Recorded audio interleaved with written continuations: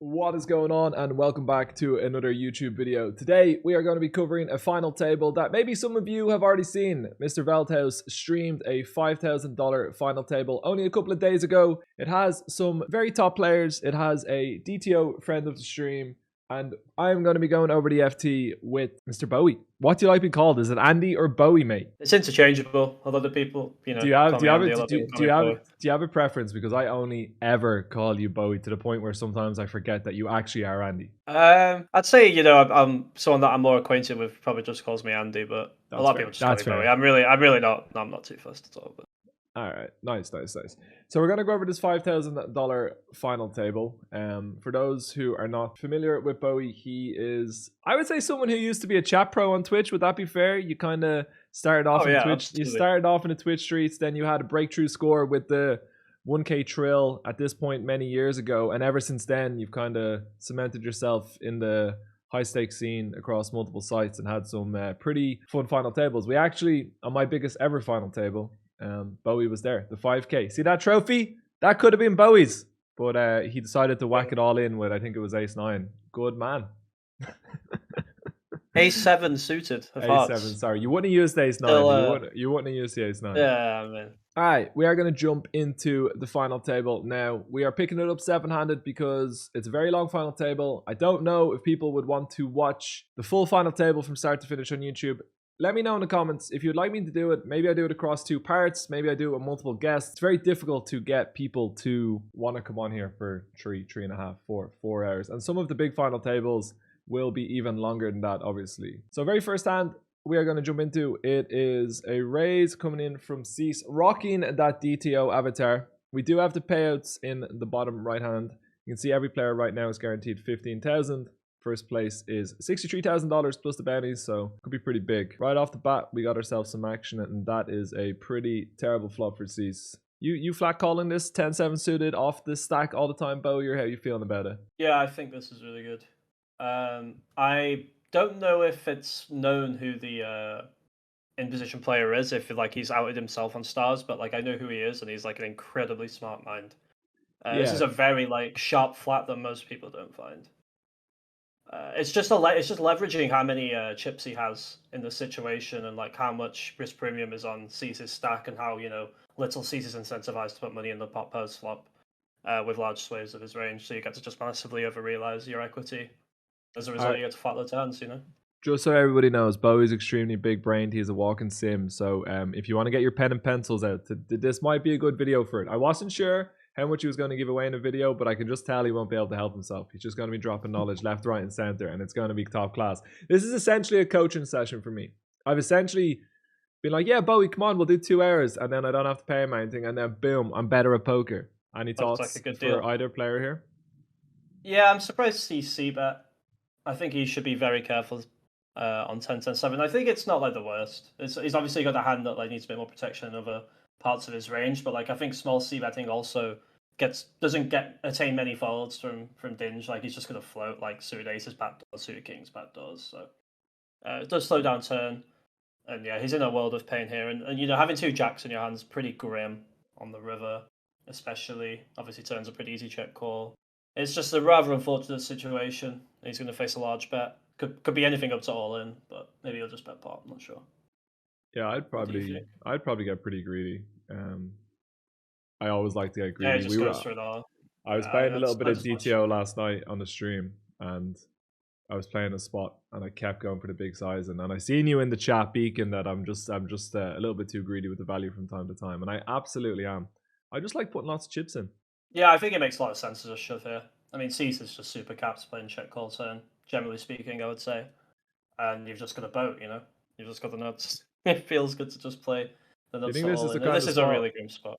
Like, obviously, in terms of pure hand strength, having jacks or aces here doesn't make any difference. Like, Dinge is never shoving this size with, like, if they for some reason flatted queens pre-flop. Obviously, this is a 10 or better. But obviously, you alluded to the fact that, like, having jacks is bad because you're going to block hands. Like, the most obvious ones, like Jack 8, Jack 9. But even stuff like Queen Jack and, King Jack that might be attacking the ace highs. Like, do you think this hand you would find a fold always? But, like, how do you feel about... Or even, would you find a fold always? Or, like, do you think that you need to call this hand sometimes? And then like when you get to like aces and kings, like where do you stand then?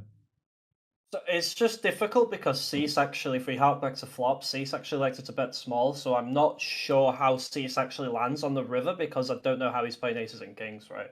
So Yeah. actually, depending on where he lands in those parts of his range, jacks could be like, even though like you, as you pointed out, like there's gonna be a lot of hands like Jack 8, Jack 9, Queen Jack that we have pretty bad removal towards. But on the other hand, it's like if you don't bet aces and kings on the flop, then if you don't have those, then we can go the other way, right? So Yeah. I think it's an astute fold, and it just depends on how Cease is playing his c-bet strategy there, which I'm not sure about exactly. C seems like he has a few gangster moves in him from what I've seen. Anytime I see him talking about poker, he definitely seems a little ATB getting out there, getting in the mix. The kid's got heart for sure. Yeah, I love it, man. He's willing to fire. He's willing to fire. I love it, mate. I love it. It's pretty cool for those. I don't think Cease would mind me sharing this. Like he's been pretty open with it on social media and stuff. But he's been playing poker for a good few years. But like wasn't. I don't think he was sure if he was going to do it full time. Would that be fair to say? And had to serve in the army, and then he's came back, and he's kind of just been on a tear.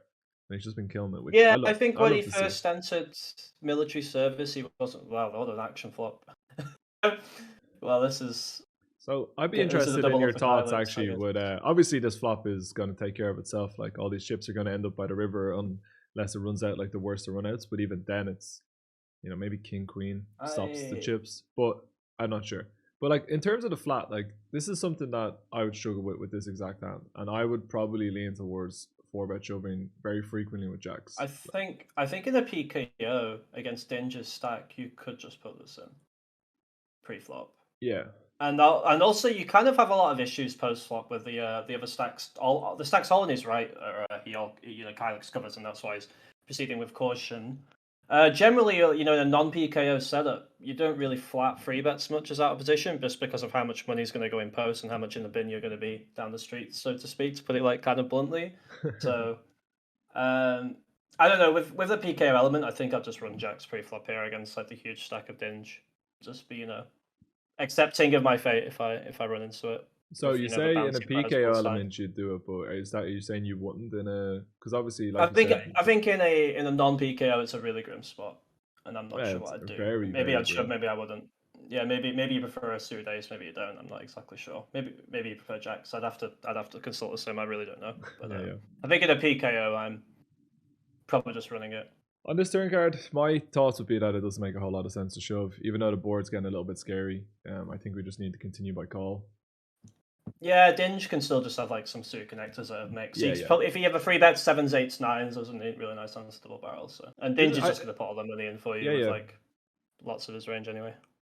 It's kind of interesting on the river. Like I would always shove Dinge's hand, but it starts to get very tough for Kylix. But I guess like they're just gonna have to call. Yeah, I mean he doesn't have ace king, right? So Yeah, it's yeah, yeah, like yeah, yeah, yeah.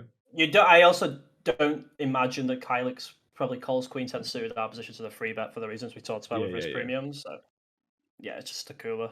And obviously kings, I think, would always get it in pre as well. So subtle cooler, I think. Kylix does win a massive pot though, and Dinge still the chip leader, but it does change the dynamic ever so slightly. Was in a ridiculous position with the way the stacks were. Obviously still in a very very good spot here. Particularly with the raid lot stack, Die Ventura and Lex on the 22 big blind stacks are relatively handcuffed here, but it's not as severe obviously in a PKO. But at the same time, like pay jumps are starting to get significant. You got to respect with the 10 big blind stack. Yeah, I think Kylix folding ace 10 there was a bit snug. Now he's like chipped up to nearly being pretty close to a level pegging with Dinge, and Dinge is still opening this really wide range. As just a slight chip leader at the table, lots of the middling stacks just directly on his left. I think you can get away with calling ace 10 for the price in a small blind there. I feel like this ace tree off will be close. I know it's a PKO, but like I actually like I No, think I this will agree. be close. I would fold. I that actually king think down. ace 10. I think ace 10 off is like a clearer defend than ace 3 off, isn't the big blind there for sure.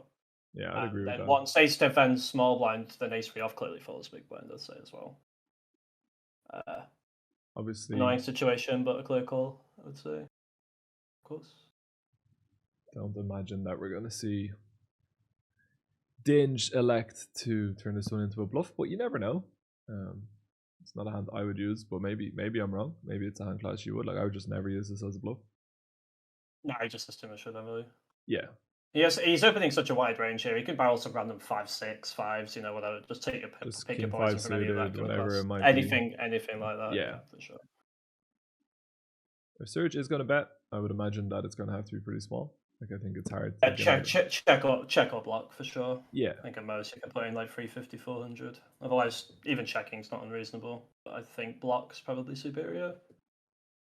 Just about. It is annoying with risk premiums and yada yada, but I think it just wins more chips to put in a small bet. be interesting to see if we do get a call. Like you got to think about the range that Surge has after That's a facing the quick big bet. fold. I think that's a disrespectful fold. That was at the time. It Did did I- not take long to fold that. No. All right, we see Lex getting into the mix with the ace 10. First time we've seen on the final table. Obviously, there was a lot of action prior to where we've picked it up. Lex played a lot of big pots, had some unfortunate ones versus Cease. And we see him betting on the 7-7-6 board. Sorry, my internet just was a little choppy there. It's all good. Yeah, I was wondering if Dinge was going to lead that board, actually. I think those kind of boards, when you have a huge advantage over an opener late position, you can kind of do some really naughty things on. Yeah, those pair of boards like the 7-7-6, 6-6-5 kind of buzz, right? Mm-hmm. Yeah, and the stack setup's quite nice for it, leveraging raid a lot on 10 bigs. Yeah. And obviously dive insurance are in touching distance too. For reasons people that might be watching be like, why is that board a lead? Do you want to elaborate on it, or do you want to explain like why those boards in particular against Lex's open would be good? Yeah, so Lex is opening a pretty tight range that's going to be very Broadway centric, and he's going to have a lot of hands that just have like free of something going on, like free to just like 2 overs and maybe a backdoor flush draw sometimes, or what have you, just drawing back to backdoor top pairs, etc., etc. So he wants to just like check back a lot on paired sevens because there's a huge 7 advantage for the big blind because he just defends all kinds of like 7-3 suited, 7-4 suited, 7-5 off, yada yada. And as a result, with like risk premiums, especially Lex really struggles to defend check raises because he just has to put in more and more of his stack, and the most of your chips you put in, the more valuable they become, and the less you really want to put them in. So defending check raises gets problematic with some of like Lex's backdoor hands, and as a result, the big blind could take advantage and just start leading himself both with his value and to just like shrug out like the bottom of Lex's range on each street, basically. So like the offsuited hands. And I never had to worry that you drop a bit of knowledge here, did I? I don't know why I said it to Bowie before we got on call. I was like, look, if you want to just keep it casual, we talk a little bit about your story. That is what we'll do, and we will catch up with your story and like where you've come from, how you got here. I just want to. It's been pretty action packed. The one thing that I actually realized that's a bit of a problem with these recordings is obviously for PKOs there is no sign of the bounty. Of the bounty, yeah. Which is gonna maybe we might see some things happen that we don't completely understand, but it could be due to that there's quite large bounties involved. Because it is gonna make a difference. Not like maybe massive difference in some spots, but in some spots it'll be quite important, especially with someone like Raid a lot with a 9 big blind stack, or people can probably put a lot of pressure on Lex and Cease, even more so when they open because of their bounties if they're large. This is a pretty vile spot for Ace Ventura. Not Ace Ventura. What's his name? Dive Ventura. Dive Ventura. But I would probably get in my little box and accept that I'm not going to be win the spot. I get why you could struggle to want to fold, like when the board comes out King 6 deuce at this stack depth. A lot of your King X that you defend pre are probably going to want to check raise the flop, so it becomes somewhat tricky on the turn in terms of how high up you are in your range. But I just think it's going to be very, very hard to show down here. Maybe you'll disagree. Maybe you just think you're just too high up and you have to defend. But I think you're going to have big problems. I think you're right. Yeah, and there are a couple of things. I think his pre-flop defend is questionable. Yeah. I'm not sure on it. It could be okay. Not sure. PKO changes everything, and not exactly sure. But also his turn timing might have been a little bit of an indication as to where he was. Like he did dip like 20 seconds into his bank before calling, which is quite interesting. I agree. I always laugh when Regs. I don't know. I know you've watched the stream. I know you watch from time to time. But if Regs ever try and make timing reads on me, like best of luck. Like I'm jumping around my room. I'm dancing. I'm grabbing the cat. Like it's like best of luck. But I do think timing reads in general, I think sometimes they're hard to articulate. But when you're in game, like you feel them, your intuition. I don't know if you'd agree with that, or if you can just like look at time and tells and be like, no, this one means that, this one means that. But I get a feel for it more than know exactly which like I could articulate. Does that make sense? What I'm trying to say? I'm not sure. Yeah. I mean, like they always should just be like an indicator potentially, right? As Yeah. opposed to. I really don't like how Sergio played this one. I think he should just pet range on the flop. He has a huge chip advantage on Cease on a very good board for him. There was a bit of a scuffed line, I think, but a similar amount of chips would have gone in no matter like which way that would have played. But I think Sergo probably achieves a bit more just betting the flop just against like you don't give like pocket fours a chance to just free roll hitting a 4 on the turn, right? Like he's just got to check fold, especially with this setup and with the deficit he faces on the 2 Broadway board. I would defend that 8-5 suited. I don't know if that's like no good. Like I really am not sure, but I won't be able to help myself against the 3x. But I can see why you would fold given the 15 big blind stack, 8 big blind stack. But I won't be able to help myself. Like 8-5 suited, I'm seeing a flop, but could be a problem. I think I would defend not in a PKO setup, but in a non-PKO setup. I think fold is more than reasonable. I think it's a very annoying combo to have. Cease just waking up here, always nice. I sense a little bit of bitterness in the voice there. I've ran very good in the past couple of years, so I don't want to speak. No, I know. I'm only joking. Obviously, nice to see Cease get the hold, and that means we are down to 6 players.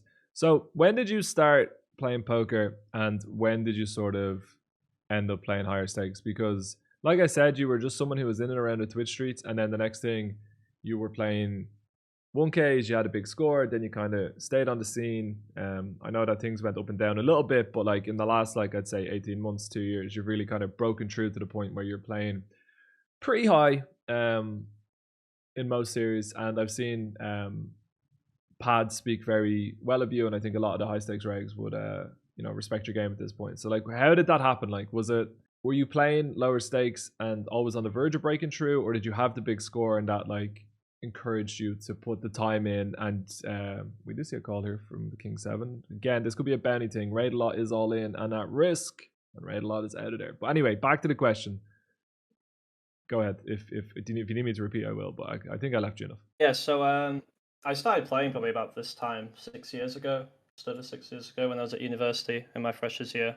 I've not really had any exposure to poker. I used to compete in like esports when I was a teenager, mainly a game called Trackmania. I didn't know it. What is that game? I have no idea. Trackmania is like an arcade racing game, basically, where it's all about like precision. It's not a realistic kind of simulation of racing at all. It's a completely different thing with its own mechanics that are very unique to the game. So I've competed in that in my teenage years. So I've always kind of had that kind of hyper competitiveness to me from that, basically, because I've just spent like lots of my hours doing that and not much else during my teenage years, maybe to my detriment, but oh well. It's the same. It's the same background for a lot of people. They have something that was competitive prior to poker. Mm-hmm. So I did that, and then just at university, I started playing poker just where randomly went to the poker society. I'd not really had exposure to it prior to that, and I kind of just got hooked pretty quickly. I pretty quickly found out that there's a tidy sum of money that can be earned playing the game if you dedicate yourself to it.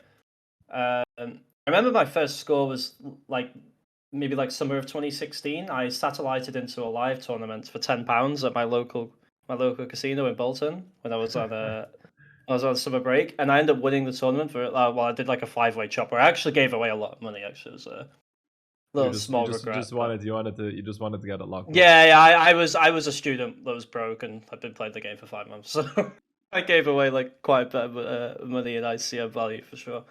I ended up winning £10,000, and then it just kind of I used that as a role to play at the live stop. Yeah. This is like a live £100 tournament. I really like this bluff from Cease, by the way. I don't think that at this stack depth, Surge is going to find enough checks with Jack X on the turn. I don't know how you feel about it. Sorry to cut across the story, but I just think it's a really nice bluff. Like, I'm a big fan.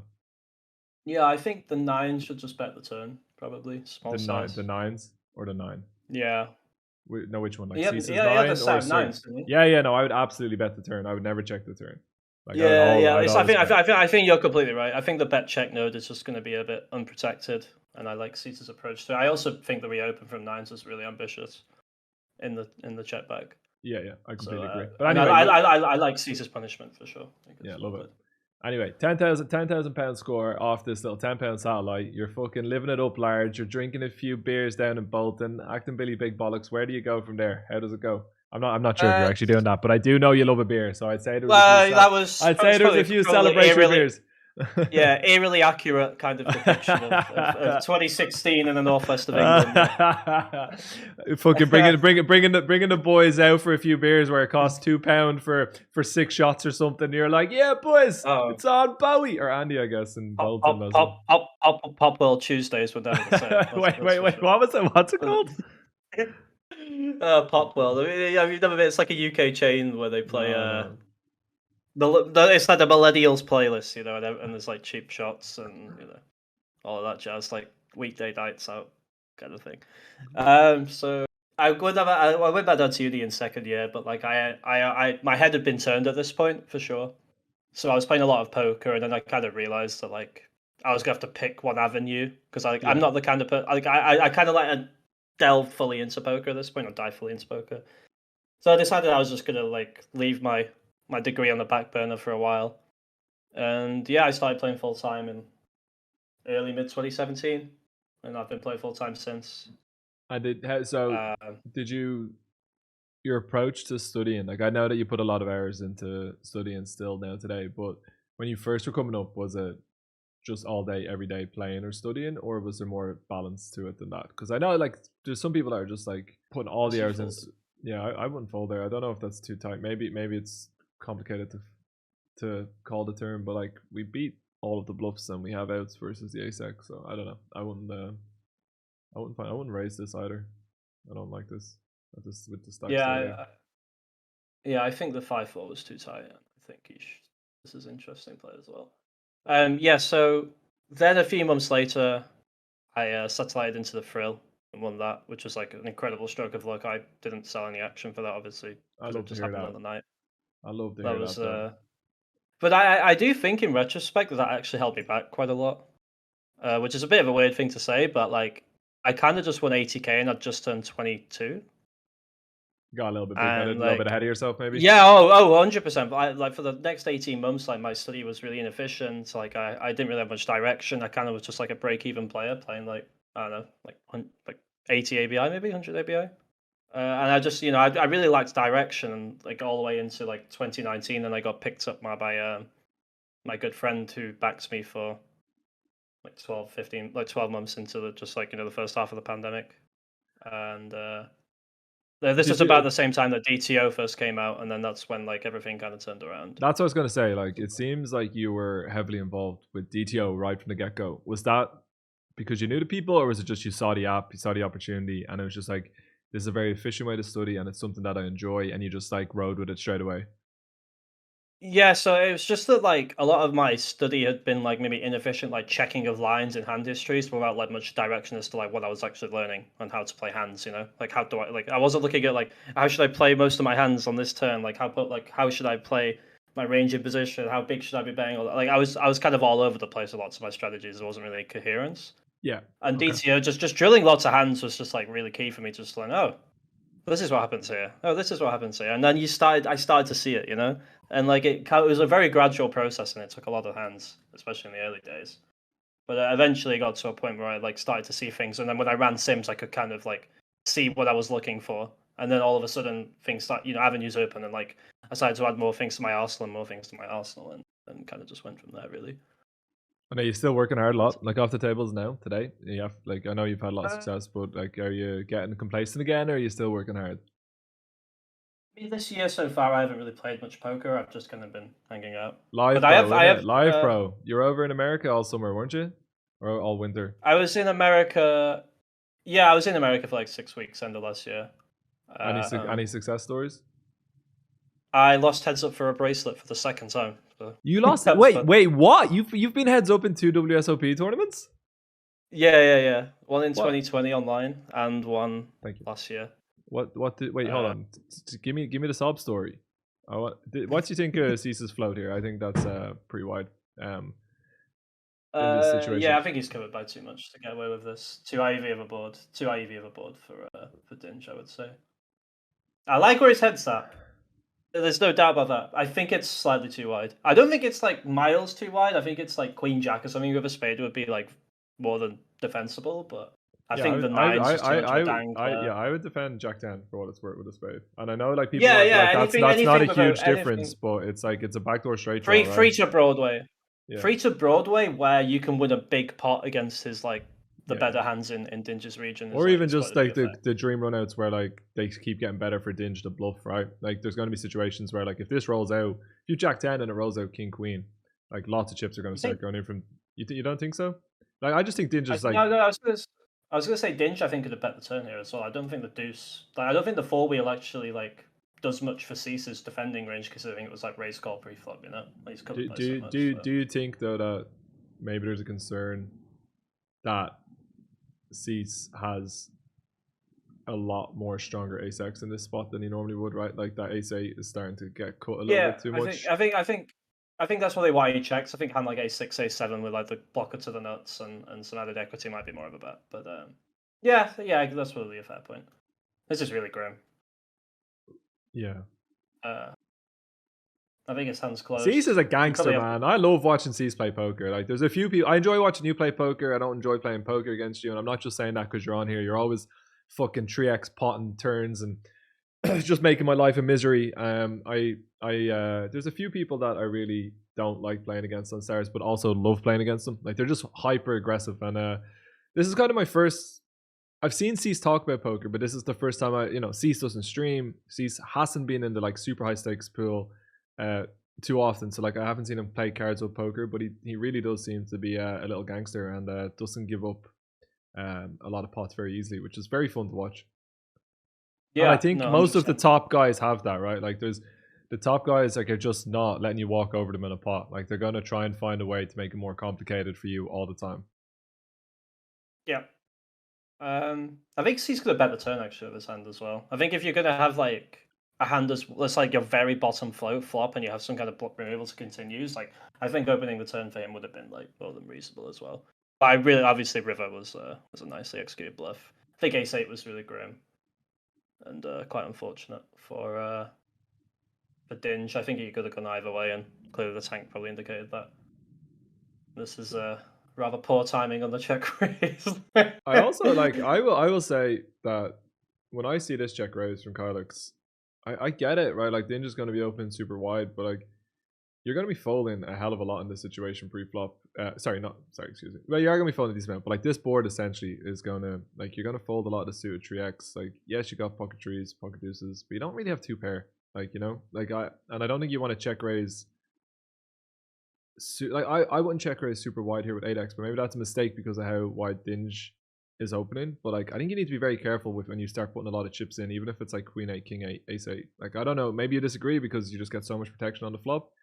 But I just play pretty passive when the stack has like Lex there and the player covers you, and I've only defended in the big blind.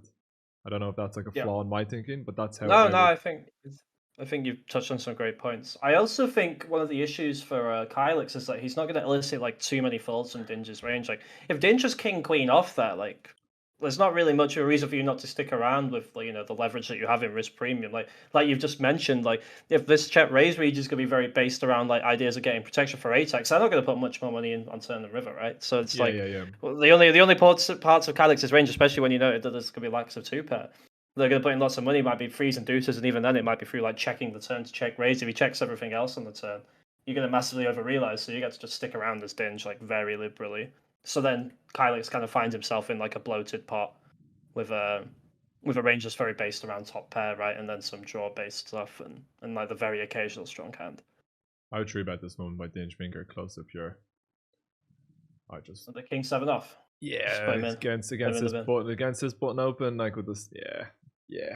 I think Jack 10 off's close. I think Jack 9 off I might fold pre. I think Jack 10 off I probably open, especially in a PKO. But it's worth considering that you should be like a little bit snug with your pre-flop opening. Do the strategies change in the small blind a lot because I've seen Kylix raising in the small blind in situations where I play pure limp, but I'm not sure if I'm just over. I'm over getting like basically I'm getting too tight in PKOs because like I know in like vanillas a lot of time there's situations where like you're just gonna play pure limp or pure raise depending on who's got the bigger stack in the small blind versus big blind, but I'm just not sure PKOs. Like I'm not well versed in final table PKO play because there hasn't traditionally been as much tools that make it as accessible. Now there is, like they're coming and they're getting better, but like I just haven't studied them as much. So and ICM's tough in general. So yeah, so I think like Kylix's stack has been deep enough that he should still have quite a decent limping range. I think it's when you get to situations that like you're maybe like a 20 to 25 big blind stack into a stack that covers you by a lot, where there's other short stacks around, where you're really incentivized to play a very tight range, and then as a result, maybe get some fold equity pre is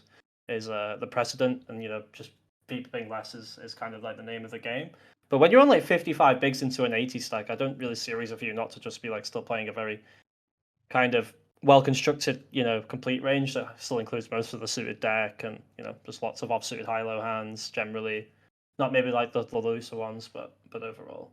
What do you think of, I'm jumping all over the place, what do you think? I like Kylix give up there with Jack down with the Jack of Spades. Like I wouldn't fire it off, but... I think it was fine. I think Dinge played his hand quite passively that I'm not sure about. Maybe it's just like a mix swap and turn. I also think Kylix could have probably just like bet bigger on the turn as well. He went for like 80%, which I think is ideas of like risk premium that we've been talking about throughout the FT. Where in like a chippy V land, you would just bet more than pot there and just be like, I've got ace king, I've got king queen, I've got king jack, king 10, yada yada, right? And you're gonna just have to call down with your big blind range of like a bunch of hands that you have and just accept that fate. But I think in that situation on that particular board, Kylix, especially in a PKO, because he'll just go for it. Especially on the turn, I think you just go for a bigger size. He does block some of the better king X on the river, but like he blocks some of the hands that check call fold. So yeah, it was just one of those. I think the give up was definitely reasonable. You can just barrel off something like random 9-8 suited or something. Seems fine, I think. All right, we're gonna see two quick folds there. Do you have any? I know that you play pretty high already, but do you have any aspirations to break through into that next level? Like I think my understanding would be that you play pretty much all the 1Ks, 2Ks, and then you'll like maybe you sell, maybe you don't. I'm not sure. You don't need to answer that. But like you play for like 5K, you play 5Ks, and I don't know if you play 10Ks. But like, do you have aspirations to be playing every 10K, every 25K, and then start playing like the super high live stuff, or do you just that's just not a goal right now, or it's just not something that you care about right now?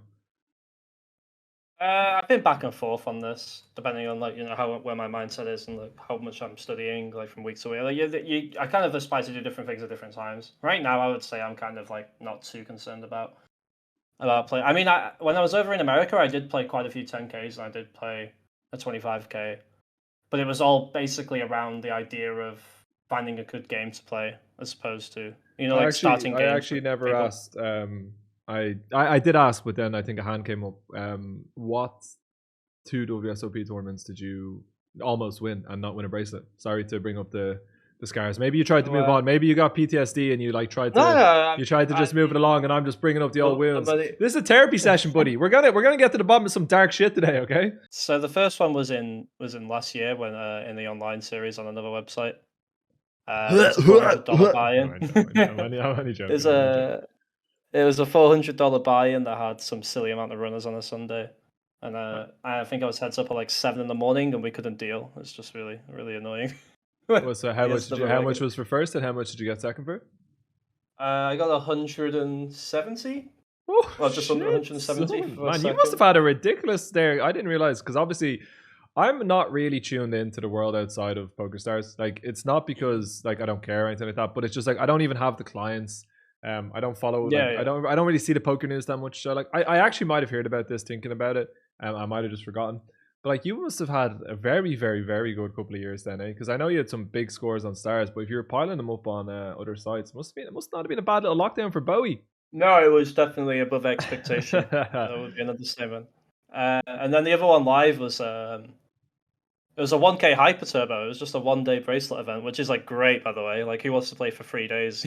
Let's just play 1 day. Some crack building a stack in a Hyper in like over in Vegas, thinking you're about to win a bracelet. Honestly, all the boys on the rail. You probably had a couple of beers as well, knowing you. Like, you'd probably treated yourself to I had one at dinner break. I wanted Okay, dinner break. okay. I was actually pretty sensible because there was a period after like the second break where I'd like entered the second time.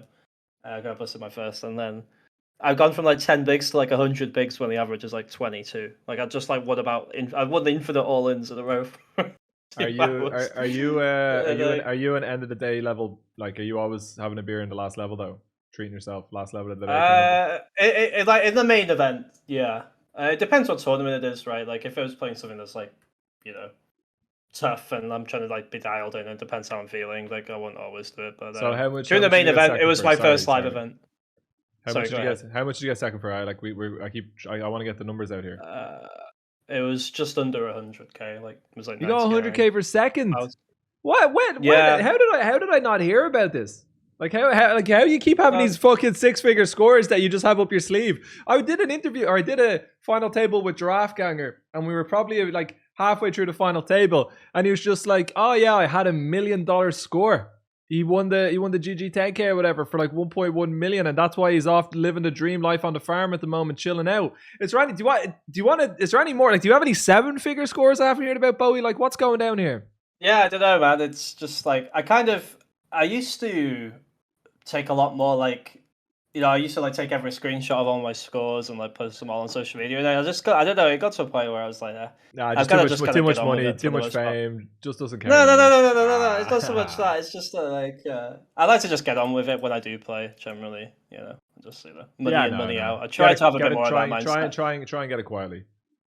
It's Well, also it's hard to do. It's hard to do that, but like try and be I a little bit more like money in, money out, kind yeah, of yeah. just. I think one thing that I find helps me is that obviously I don't play I play reasonably high on stars, but like I'm not playing all the sites, I'm not playing live poker, so like I don't have as big a swings as other people, right?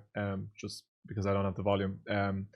But I don't take the wins too much to heart, and it means that I take the losses very well. So like when I'm going through a bad period, like it just doesn't bother me. But I think if you really over celebrate, I'm not saying, for what it's worth, I'm not saying you shouldn't celebrate wins. I think celebrating wins is fantastic. I've seen Pads talk about it on Twitter with his trophies, and I actually had already ordered a bunch of trophies before he said that. But like I have a 109 Monday 6-max trophy behind me here. I have a hot 109 trophy from last week here that I've engraved myself. I'm all for like little celebrating, but taking it too much to heart and getting too ahead of yourself when you have those scores, it's just going to lead to the emotions being incredibly tough when you are going through a rough period, I feel. Yeah, no, absolutely. But you are right though. I mean, the game is poker tournaments are essentially a competition at their foundation, right? So there's got to be some kind of little reward that you get at the end of it. I mean, the money's always the very nice reward in itself, but Is a bracelet prestigious to you, like in your mind? Like, does it hurt more? Not obviously. I'm not asking you like, would you have taken the bracelet over the money or something stupid like that? But does it hurt more because it's a bracelet? Like, I assume like you grew up watching it, and like I would like to win a bracelet, yeah, for sure. Yeah. It is I've something that would be cool. People don't believe me because they think that because the WSB happens online now and it's not in stars, they think I'm just being bitter. But like I truly don't not enjoy. Like I love going to certain live stops. Like I love going to the Lex Live, and like I like now that the world is open again, I'm definitely going to want to do a couple of stops. But like the idea, like even if I say like I had I don't know, like a $5 million score, I don't even know where you'd have that, but like say I had a $5 million score and I retired, and I wouldn't care for traveling around like playing high rollers and like EPTs or something like that. Whereas some people, like if they got to that point, they'd love nothing more than to be playing like every WSOP event and like 10Ks and 20Ks. But like I actually just love playing at home and not having to leave the house and being a little introvert, but like having my stream. Whereas some people, like they love the idea of like the Vegas dream, like they watched Rounders when they were younger, they were super inspired by it, and like that's their goal and like their biggest like aspiration. But it sounds like you would like it, but it's not like if you finish your career without a bracelet, you're not going to be like devastated or anything like that. Yeah, no, I think you've summed it up well. And it's also just differences between all as humans, right? Some of us just prefer other things. Like some of us like the social interaction of playing live. Some people just love being online in their pajamas. It is what it is. Do you know what it was? I reckon if I lived in America, I'd love playing live poker. But in Ireland, there's not a massive live scene. There is some live stuff, and I'm gonna start going to some of the regional events like that, like community based stuff. Like, when I grew up, like I loved going to the UKIPT. It was the best weeks that I ever had as a poker player when I was first growing up, and like like it was a lot of people that would still be around now. Well, maybe not a lot of people, but like people like Sammy Grafton and Ludo and Farrell, like just having the buzz on the scene, and like I love that. But I don't like having to travel to the events, is what I don't like, right? Like if I could pop down to my local casino and play like a nice cash game, or like play a big massive guarantee, like I think I'd enjoy it more then. But it's like Ireland, and previously I lived in Malta, and like traveling anywhere from Malta was a nightmare. So I think that's why I'm not as keen on it as when I was younger. Yeah, that makes sense. And like obviously, as you settle down now, obviously you're getting married soon. Yeah. And like you've just I'm just washed up, man. I'm just fucking washed up and old. But that obviously makes a huge difference, like mindset and things, right? Yeah, for sure. of course, like, of course. The air miles have to come down at that point, right? You're no longer in your like early mid-20s, Like, hey, all right, Bowie, all right. We're fucking. It's not therapy for me. This is not therapy for me, mate. All right, we see Lex. Hey, man, I can't. Back to the fucking poker, Bowie. All right, back to the fucking poker. Back to the poker. We see Lex shoving here, and it's actually a really interesting flop with nines when you put in half your stack. I watched this on the side, but I was streaming at the same time, so like I don't remember this pot. Oh wow. Yeah, this is disgusting. Oh wow. Oh wow. Oh, I don't blame Lex. I actually just don't blame Lex for folding, but that like you would fold, right? That's really sad. Yeah, you have. Yeah, I mean. I don't know about you, but I like. Is this something that you do with the like half stack? In case people end up going all in, like, and there's 3 all ins, and then you get to fold, because like I'd love to see the numbers, because I'm always like, when people do that, like when I played sit and goes, that was really a thing in super flat payout structures, but PKOs are so top heavy. And I just want to make it very clear, like, this has nothing to do with the way Lex played the hand, because like loads of people do it, and like that was like the one-off situation where like you end up folding that hand. Like you just like it's a good fold by Lex. Like I'm not trying to say anything about that, but I just wonder, like, does it make sense to do it? That's all. Wow, I don't know if I would call. Or maybe like we don't know what Lex's bounty is. Why did what Cease is called here for? What was it, like 6 bigs, 7 bigs?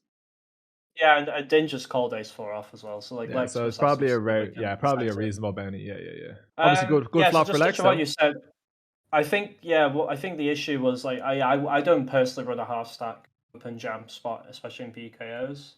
I think generally when I do a lot of the half stacking, because I do employ it, it's usually when I'm like free betting all in, for like 20 blinds or something. I like making it like 12 bigs with 8 behind, 13 bigs with 7 behind. I think it has a lot of like utility there, because then the ranges that are getting it in behind you then are like incredibly tight. Okay. Incredibly tight. So I think as an open jam concept, it gets really scuffed, because like the ranges, especially in the PKO that are getting it in, are still gonna be like somewhat liberal. Like Sergo got in 7s, for example. Dinge would still reshove a hand, like Dinge over like Sergo's cold call could still reshove like ace jack suited, and then suddenly you're putting half your stack with 9s, so you're like, oh wait, but then 9s are still faring like pretty reasonably in this situation, whole thing's considered. So I think you have to be a little bit aware of that. I like, it's a very small thing. Like it's a very like finite thing that happened to Lex there, that like he got cold called and it just became some free Broadway mono where he didn't have a diamond. It's incredible unfortunate kind of lineup. It's absolutely messed up. Like you very rarely actually see it when someone puts in that many chips that they end up folding on any flop. That was just like, do you know what? Like, and the thing about it is, like, if they have like the ace 8 suited that would also have called and they shoved, then like you feel great about it that happened. I'm just looking at it where it's been the worst case scenario. Right, of course, and that's very easy to do with the cards up. Yeah, exactly. You just have a bias, right? Like I try to be as like unbiased as I can be when you're watching cards up, and it's the same when I do commentary. And I can't help myself sometimes. I would tree bet this ace 8. I don't know how you're feeling about that, if you would just pure call this, but like I like using ace 8 on final tables where you can leverage cards. Yeah. No, obviously, like I would imagine they're not, pure calling. But I just roll the dice. I just like leaning towards putting the pressure on when I've got the chips. It's actually something that I think I do a little bit too much sometimes, where I try and push having more chips versus certain players, and I take what are probably like, no, I'm not talking about ASA here, just in general as a concept. I probably take spots that are pretty low in EV.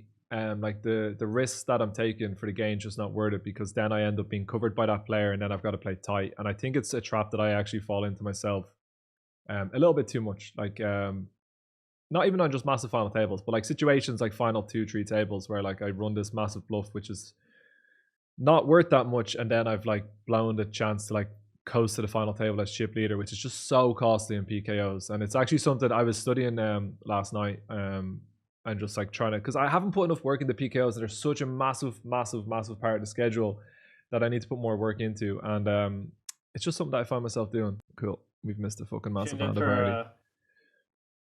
Tuning in for a banger here. Yeah. We're after like it was quiet there for 10 minutes, and then I just whack it up, and there's like all sorts of chips flying in. So Kylix is playing about 40 big blinds deep, and we have tens. I don't know if it's a mistake, but I'd probably tree bet with tens in this situation, because like if we get it all in against Dingebinker, like we're going to be chip leader almost. I don't know if that's good enough here with Lex's stack and Cecil's stack, but this is like where PKOs would differ greatly for me compared to like a vanilla tournament. Yeah, I'm not exactly sure with tens, but like you get to definitely just 3-bet call more liberally in the spot than I think a lot of regs that are doing work right now in the games are probably over adjusting in PKOs, I would say. Sergo squeezes jacks, which seems standard. And this is where we see Dinge. That we got a little preview there, I think, when you were trying to skip. Yeah, we spoiled a little bit. The editor might have wiped it out, but now that we've said it, there's no need to. It's all good. I think I was talking during it anyway. No. It's all good. It's all good. Yeah, a little bit of naughtiness there with the ace-3 suited. You know, like the like I said, this guy. I'm not sure if his real name is out there. Like yeah, so like the way I do these things, like I just, when I'm not sure if someone's name's out there, I just don't say it. Yeah. If people want to find out, it's not something that's difficult, you know. You can do the work yourself. But yeah, that's just how I feel about it. And it's the same way like when I'm doing commentary with stars. Like if the name's not like publicly known, like attached to their Twitter, or they like, you know, they've done interviews with it, then I just don't say anything. So what's the buzz here with Jax? This is actually a little bit of a horror spot all of a sudden. Yeah, I think you just have to call to the post. Yeah, see, I'd be shocked if he folded. I think he's folding. Like you don't time bank like this and then call. Yeah, no, I think I think you just call and play post. I think there's risk premiums post flop. It's like even if it becomes some kind of ace high board, Dinge is going to find checkbacks of like parts of his range that he was 4-bet, because like he doesn't want to 4-bet, you know, he doesn't want to barrel off kings, doesn't want to put money with queens. So it's like you get to just like kind of realize the EV that you're supposed to realize with jacks. I feel like, especially when it's like two of the bigger stacks. It's not like you just have to just start check calling down, right? Like we could find a fold along the way if needed.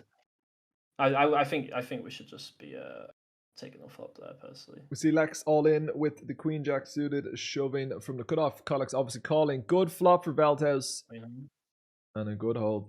I will admit, it's probably, again, my brain maybe being skewed from vanilla regular tournaments.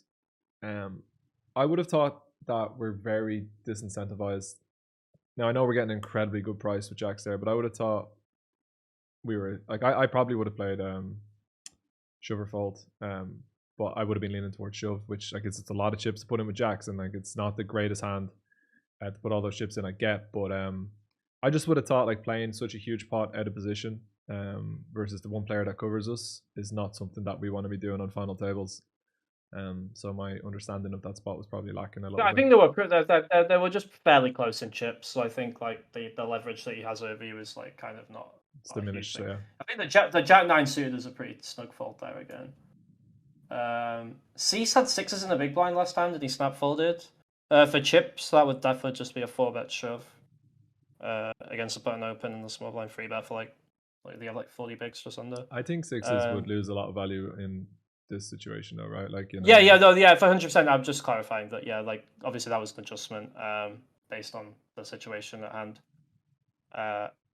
as opposed to just like a generic chip EV kind of thing. Yeah, I think Sergo's fold to the free bet with Jack 9 suited was also a tiny bit stuck again. Like he's very deep with Dinge and he's in position. It's like an 8 big blind free bet, whatever it was. Like, I think you Yeah, still just take a flop there. and the reality But is it's like, yeah, but it's you know it's pretty marginal. I think Jack 8 would be ambitious given you're covered and risk premiums and such. So it is what it is.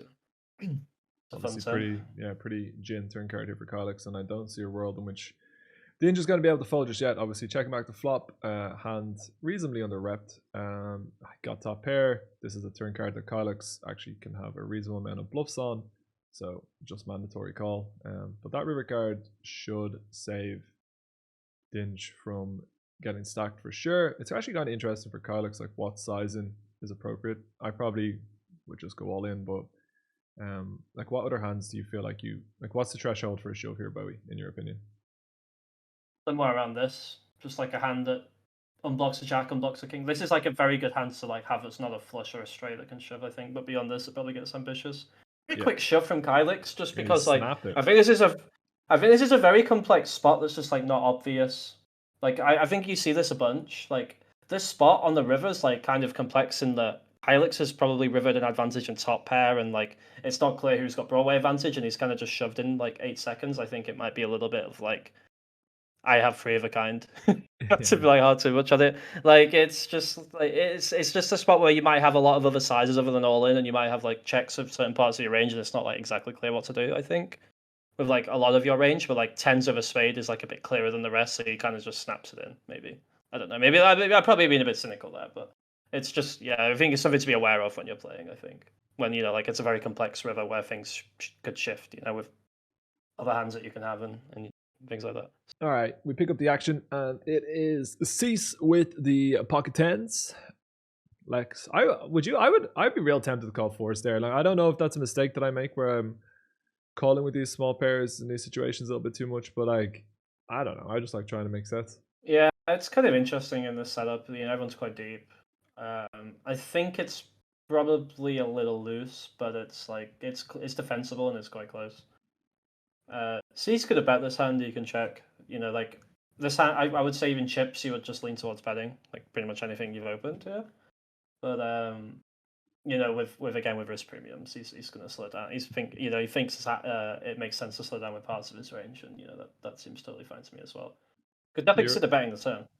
I think. What'd you say there? Sorry, you should bet the turn. I think you can consider it. Like, I think you can make a jack fold pretty easily. I could think a queen's pretty sad. You get to reopen for like pretty reasonable sizes. It's not like your caps or anything. Like you might not. I mean, you don't have straights, which might be a bit of an issue, but you block them. I think it would be reasonable. Dinge could probably find a river bet here as well.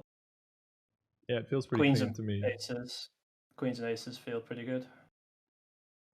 Going to be a lot of jack X and tens, eights, 9x, and Caesar's range. Really nice sizing as well. Recognizes the situation very nicely, I think. Not to even just go for like the 200k bets. Putting 500k here shows a lot of confidence in what he's up against, right? I think. Yeah. He's just identified. Yeah. 100%. Exactly where Cease is at, and obviously incredibly capped at this point. Yeah, very sharp bet, I think. There was a hand that was quite in that hand where I think just going back to that Kylix hand where he shoved the river very quickly. I also think the turn was quite interesting for Kylix because like I think checking the turn with the turn set would have been like a very reasonable approach. With the intention of trying to get all in on the turn? I think that Dinge will not open for a small size when check to again in position. So actually you could probably trap and just get a bunch of EV from like the chip leader's button range that has like a lot of polar stuff in it that just you need like very little protection from, to be honest, realistically. You kind of block a lot of the tens that are going to start calling bets, and a lot of the jack X is just going to bet the flop unless he had exactly what he had, jack 7, right? So yeah. So like I think it when would you have been say that you would have just checked. Just you would have just played check call? Yeah, I think so, because I think Dinge should just be like reopening quite polar on the 2 Broadway turn in position. So I think you get to just kind of slow play and hope that he just domes in like a king 4 suited for 2 streets, I think that's like a reasonable thing to hope for. Wow. Pretty naughty 4-bet here. Oh wow. I would not find a flat call with ace jack off again here. Yeah, I think this is again just Dinge. He's got this chip lead over Sergo, and if he thinks that Sergo is going to be out of line at all with offsuited combos pre-flop and ace jack, just rates to have a lot a lot of raw equity covers. He's going to over-realize, I think, as well, generally, against Sergo. Because Sergo's going to have to just like take a lot of the stuff that he flops as middling and just kind of put it into a passive node of play post flop, So makes a lot of sense. Obviously, at this point, not folding the flop. Interesting turn spot with 5 million chips behind. I think tend to bet small if I was going to bet. I wouldn't go all in, but I don't know how you feel about that. Yeah, I think Sergo could have got a bit smaller on the flop potentially than they did, and then just like bet smaller again. I still think he should probably not go all in. I think he might just go all in, but I think he should probably not go all in. Oh wow! Whoa, he checks. That is interesting.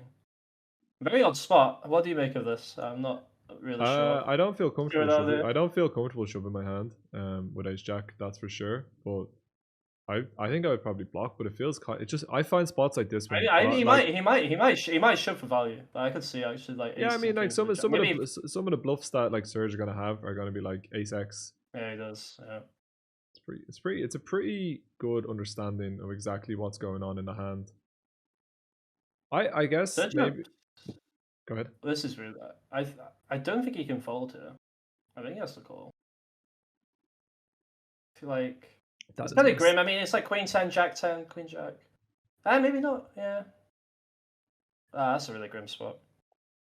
Nice shove again though from Dinge. I think just reckon like Ace Queen's not really going to fall that much. I'd say, right? So like I think of the check. You say it was a nice shove, but like he did get essentially. I think Ace 9 should probably call.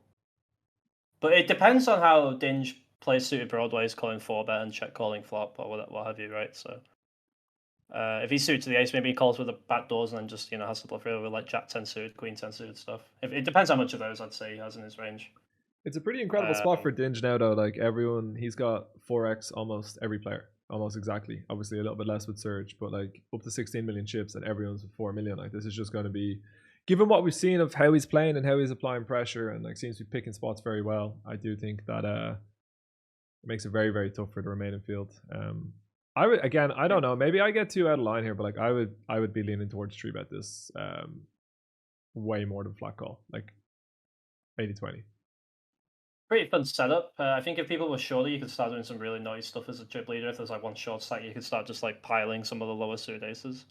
But yeah, that makes a lot of sense as well. I think everyone's a bit too deep, and like the short is being 40 and the PKO means that you shouldn't really be doing that much. I think flying ace 5 is probably like more frequent play, but free betting it is certainly fine as well. There should be a pretty easy check fold, I think. Yeah, this would be a little bit ambitious. Wow. Oh, okay. Spicy. I think this is a mistake immediately on the flop, to be honest. Like you're just out chipped by so much here. It's almost 4-1. I think in Chippy V this is like getting kind of close. I think it would fold Chippy V as well. Yeah. And I think you're facing significantly more problems than Chippy V as well. Yeah. No. Obviously, I'm saying that because like I would probably check fold versus most. I might check raise occasionally, but like mostly just check fold. I'm gonna be honest. I would never find a check call here on Queen deuce with Jack 10. Which maybe I would have had a backdoor flush draw. But wow, what? Very confused. I was going to say that ace 5 seems close on the turn, but he's gone for value, anticipating Sergo to be like, check calling reasonably. Wow, okay. This is a really weird hand from Serg. I don't really understand this. If Dinge Pinker finds the all in, he's my hero. Yeah, I don't think you can. Like I don't. But you probably just want to have ace 10 off if it stays, right? Yeah, that's a very strange hand. I don't know. The call on the turn, I'm not really sure. Like to the point where I'd be like, are the graphics wrong? Yeah, for sure. And I think the river lead's just asking for problems. Like I don't think you're ever getting called by worse. I don't see how you get caught by worse. And like it's not like you're gonna start. It's not like you're like stunting Dinge. If Dinge's got a very good queen, he's not gonna just call. He's just gonna go all in. Like, so I don't know how you're. I don't know. I'm just. It's a very confusing hand. I would straight here as well. Yeah, I would fold this pretty easy. You think that's too tight? Like I 8-9 off in particular just feels kind of problematic to me. But maybe it's too tight. But like when I'm second. Close. I think defensible. I think it's a defensible defend. I would just Um, always call this as well. I don't know if that's a problem, but like chip leader opening on this board, like I would just allow them to do it. Knock yourself I out. think it's close. You do have issues on a bunch of turns and rivers, like with like equity shifts and such, but I think this is possible. As played, he's just gonna have to bet again, I guess, and I guess Dinge will Scyfold. Depends how big Sergo goes, I guess. It's a really annoying spot for King Queen on the turn. Check raise check. Well, guess he wants to get a check jam in against overpairs. What do you think? Yeah, I think it's kind of complicated to keep betting. Like we don't have, I don't think that Surge would have jacks or tens pre-flop. I could be wrong in saying that. And like on that turn card, like I think that shifts it kind of drastically in Dinge's favor, personally. So I don't hate a check. Maybe not. Yeah, Maybe not. Maybe I don't drastically know. in their favor is a bit ambitious considering that Dinge is opening so wide. I'm gonna continue. I don't like this though. Yeah, I think he's just not sure what to do, and he's just knocked out half pot. I think he should go bigger. Or, like, I think he should have a check or just go very big here, because Dinge is just capped. I think. Yeah. Other than having like the random like not a boat, but like other than that, he's pretty damn capped. So I think we should be punishing that with a larger size, or trying to get in a check jam against something that might just have not reopened the turn, but will reopen river. But I think just betting bigger selves probably it against Jack X based hands. Do we see Lex pull the trigger with the hand that we always see people pull the trigger with?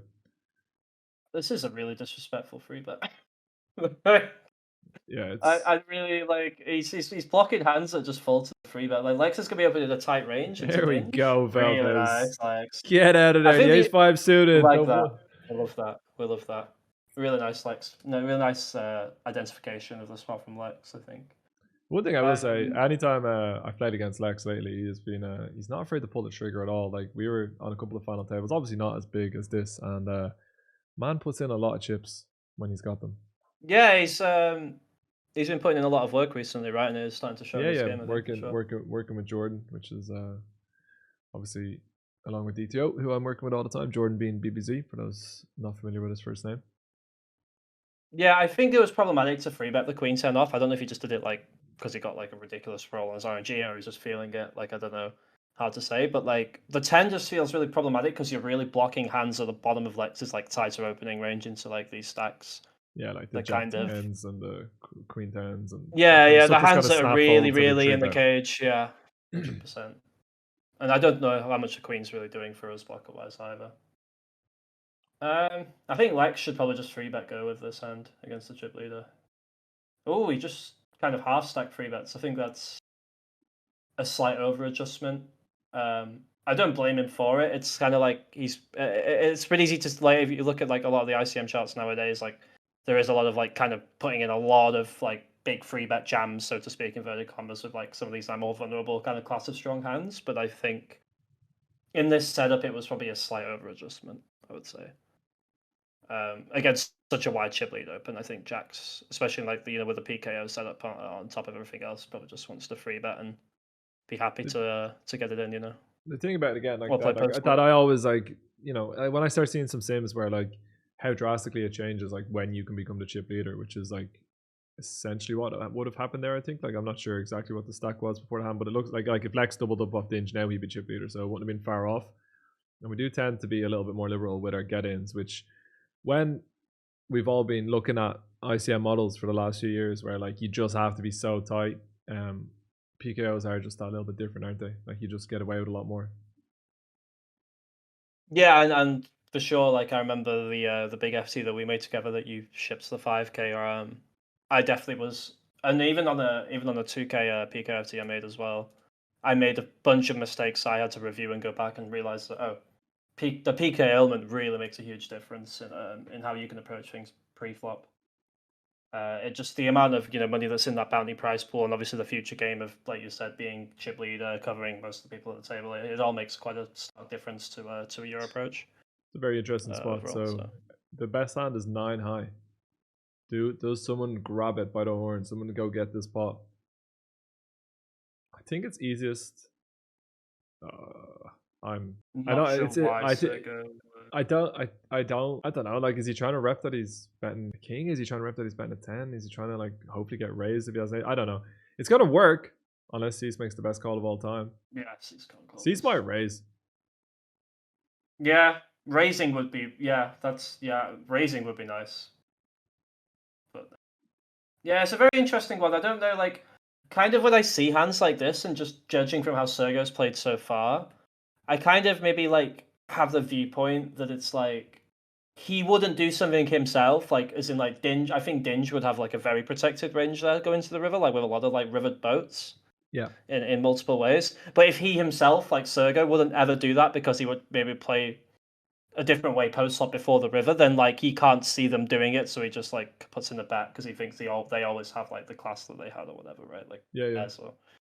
Or what have you. So I don't know. Yeah, interesting one for sure.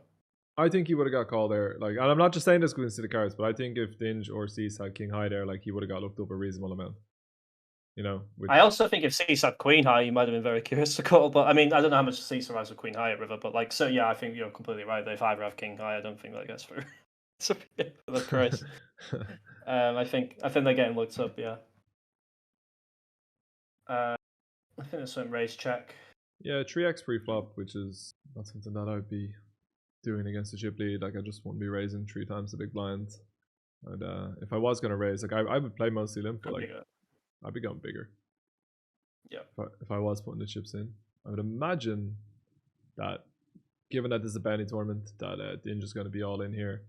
The question then becomes to Cease call with 8s, and I think it's actually like a really, really tough spot. I would probably lean towards fold. I think you should call.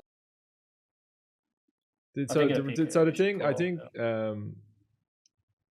it's easy. Like, that was actually pretty quick fold by Cease, but I wonder where the line is for Cease, because like he snap folded 8s.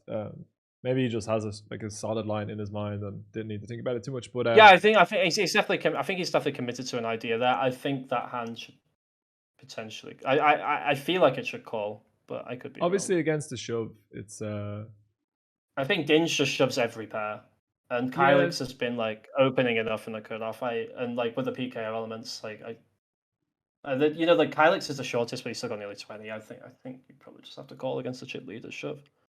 I could be wrong, like just because of the PKO element. I think in a non-PKO it might be like 10s, maybe 9s, but I think in a PKO I would like, as a result, I'd probably just take 8s, really loose open. With full free suited.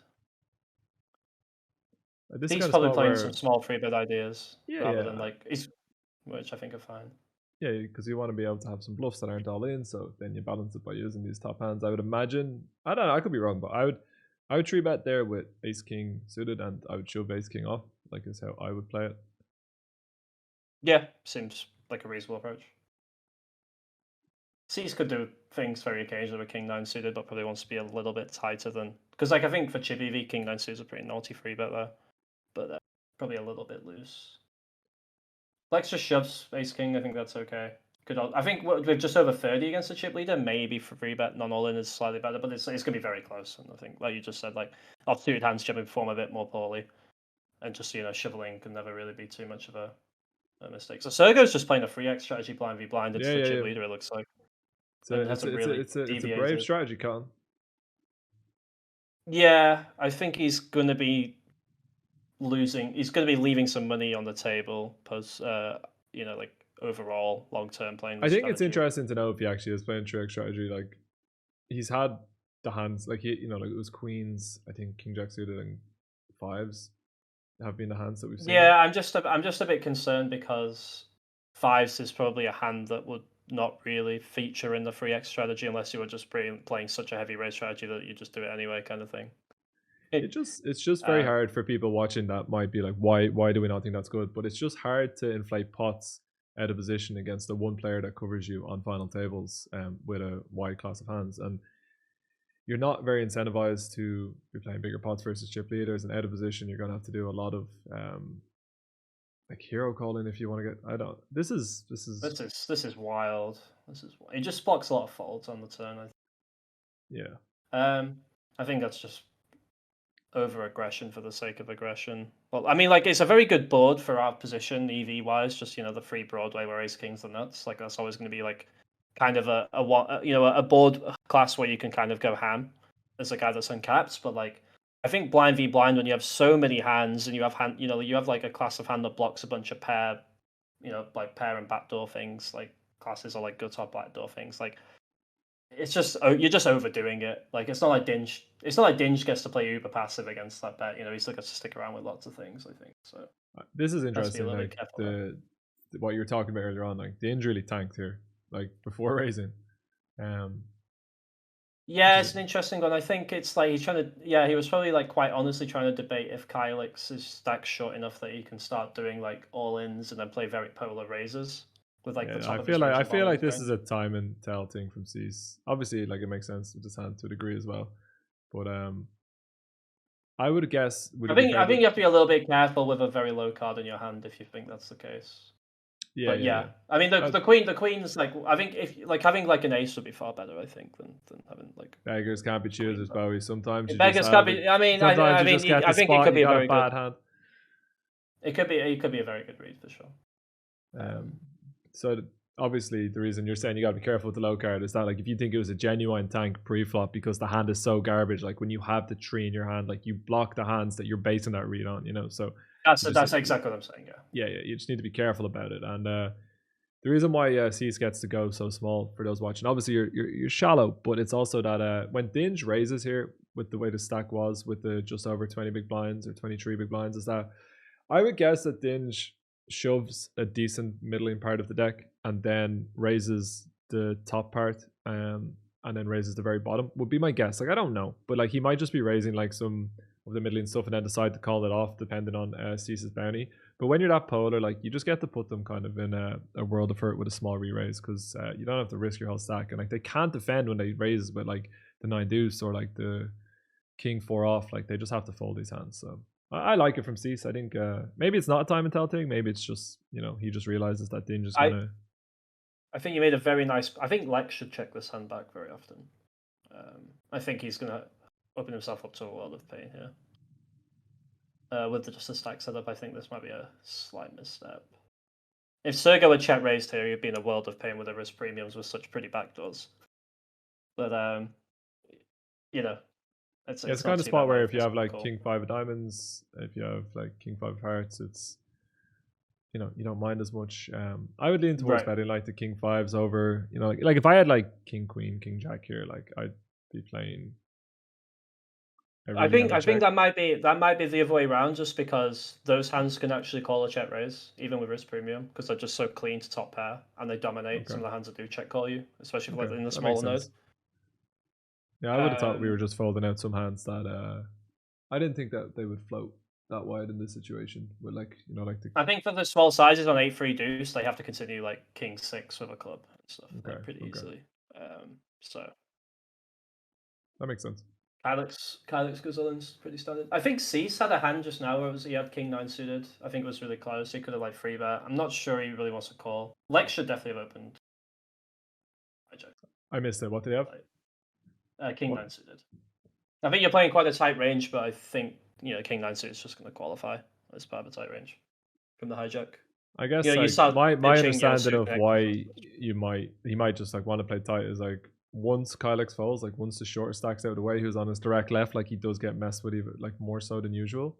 The stack slate position are not enticing for sure. Yeah.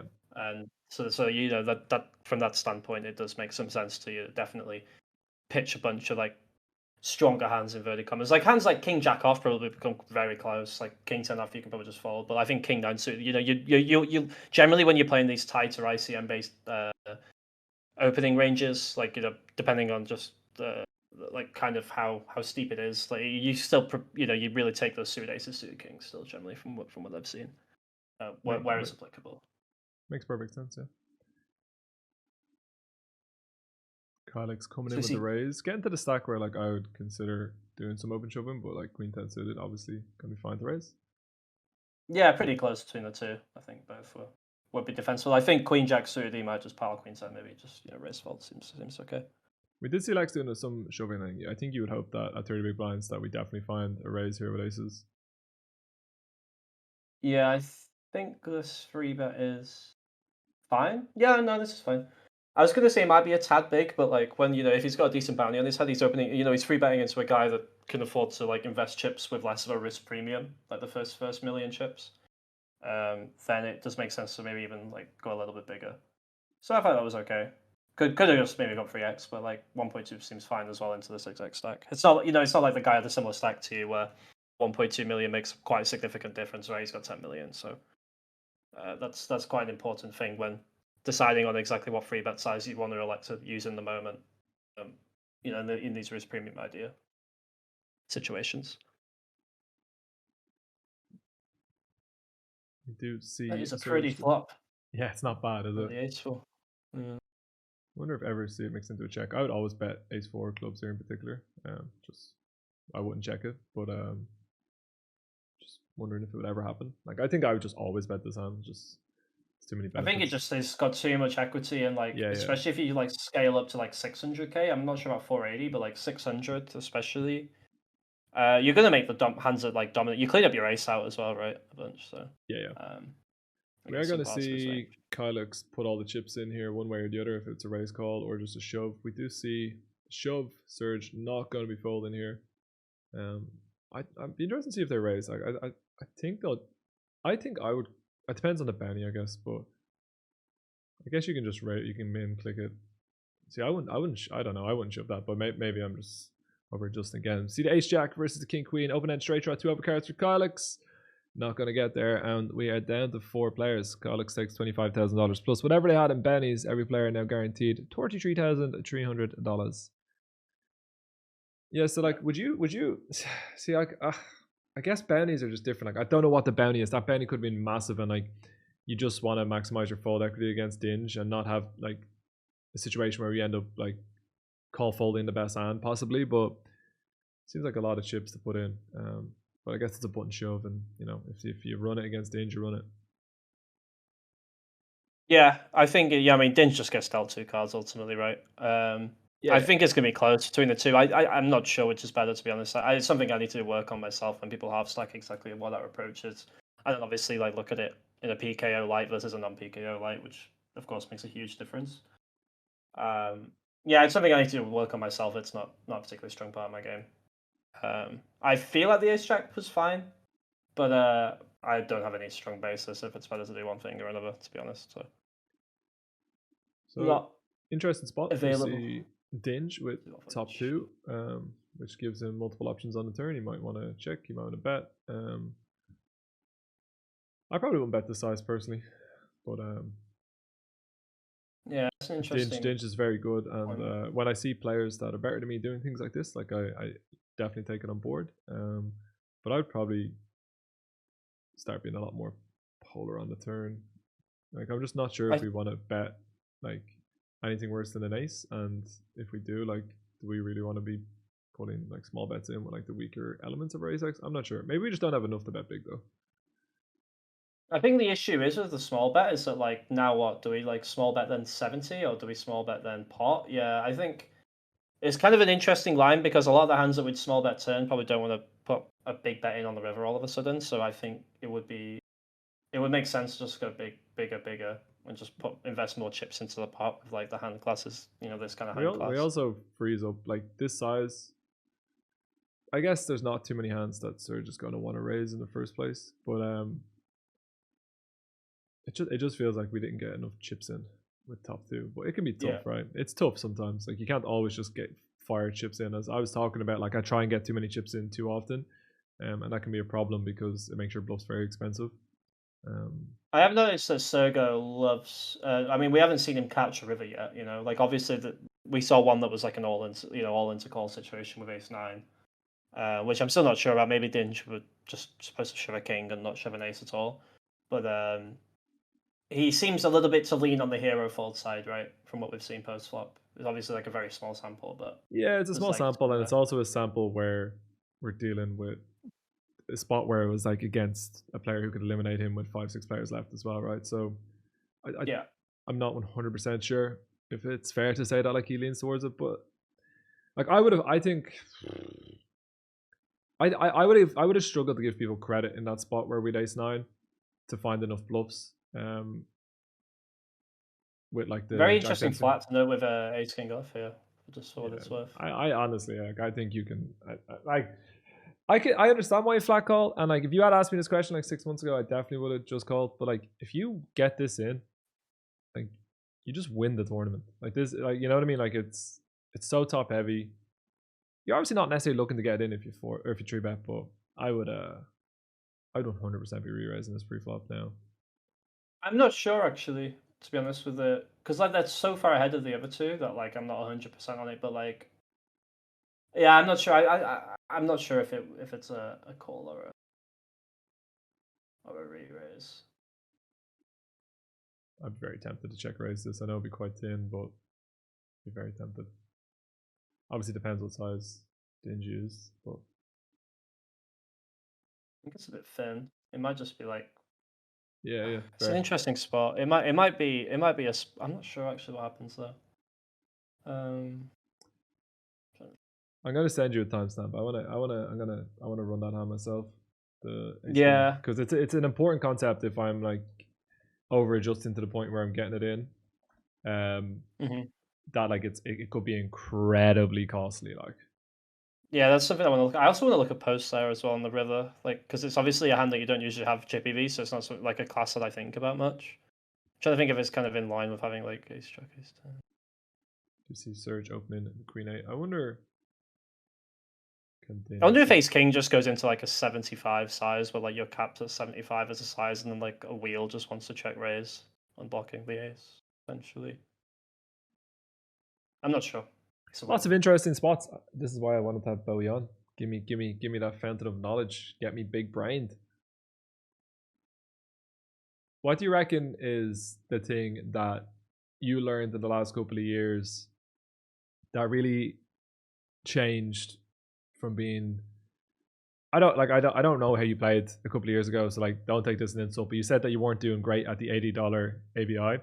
So like from that like weaker Mhm. level of reg to like navigating yourself through very tough fields and feeling comfortable playing them. Like is there one thing or a couple of things, or do you think it's just like overall just hard work, lots of errors, repetition, and like it's there's nothing sexy about it. It's just like that's it. Like is there any Yeah, I concept that you think I think think a that lot. would I think there's yeah, like you said, there's no real magic pill. One of yeah, the biggest things that I really took to heart um, was that you have to just kind of go for it in position and not be afraid. Either to value bet, like you don't want to be scared of like running in. You don't want to be like have monsters under the bed when you have like an EV advantage and you just have like a top pair. You should just be looking to put the money in all the time. Generally, like as an overall overarching idea, like especially like tournament MTT stack depth. And also, you should just not be afraid to just go for it with hands that don't have natural equity inverted commas, right? That's like a really huge concept. I think a lot of people miss that. Like, you should it's just be very willing very to just human. send it in position.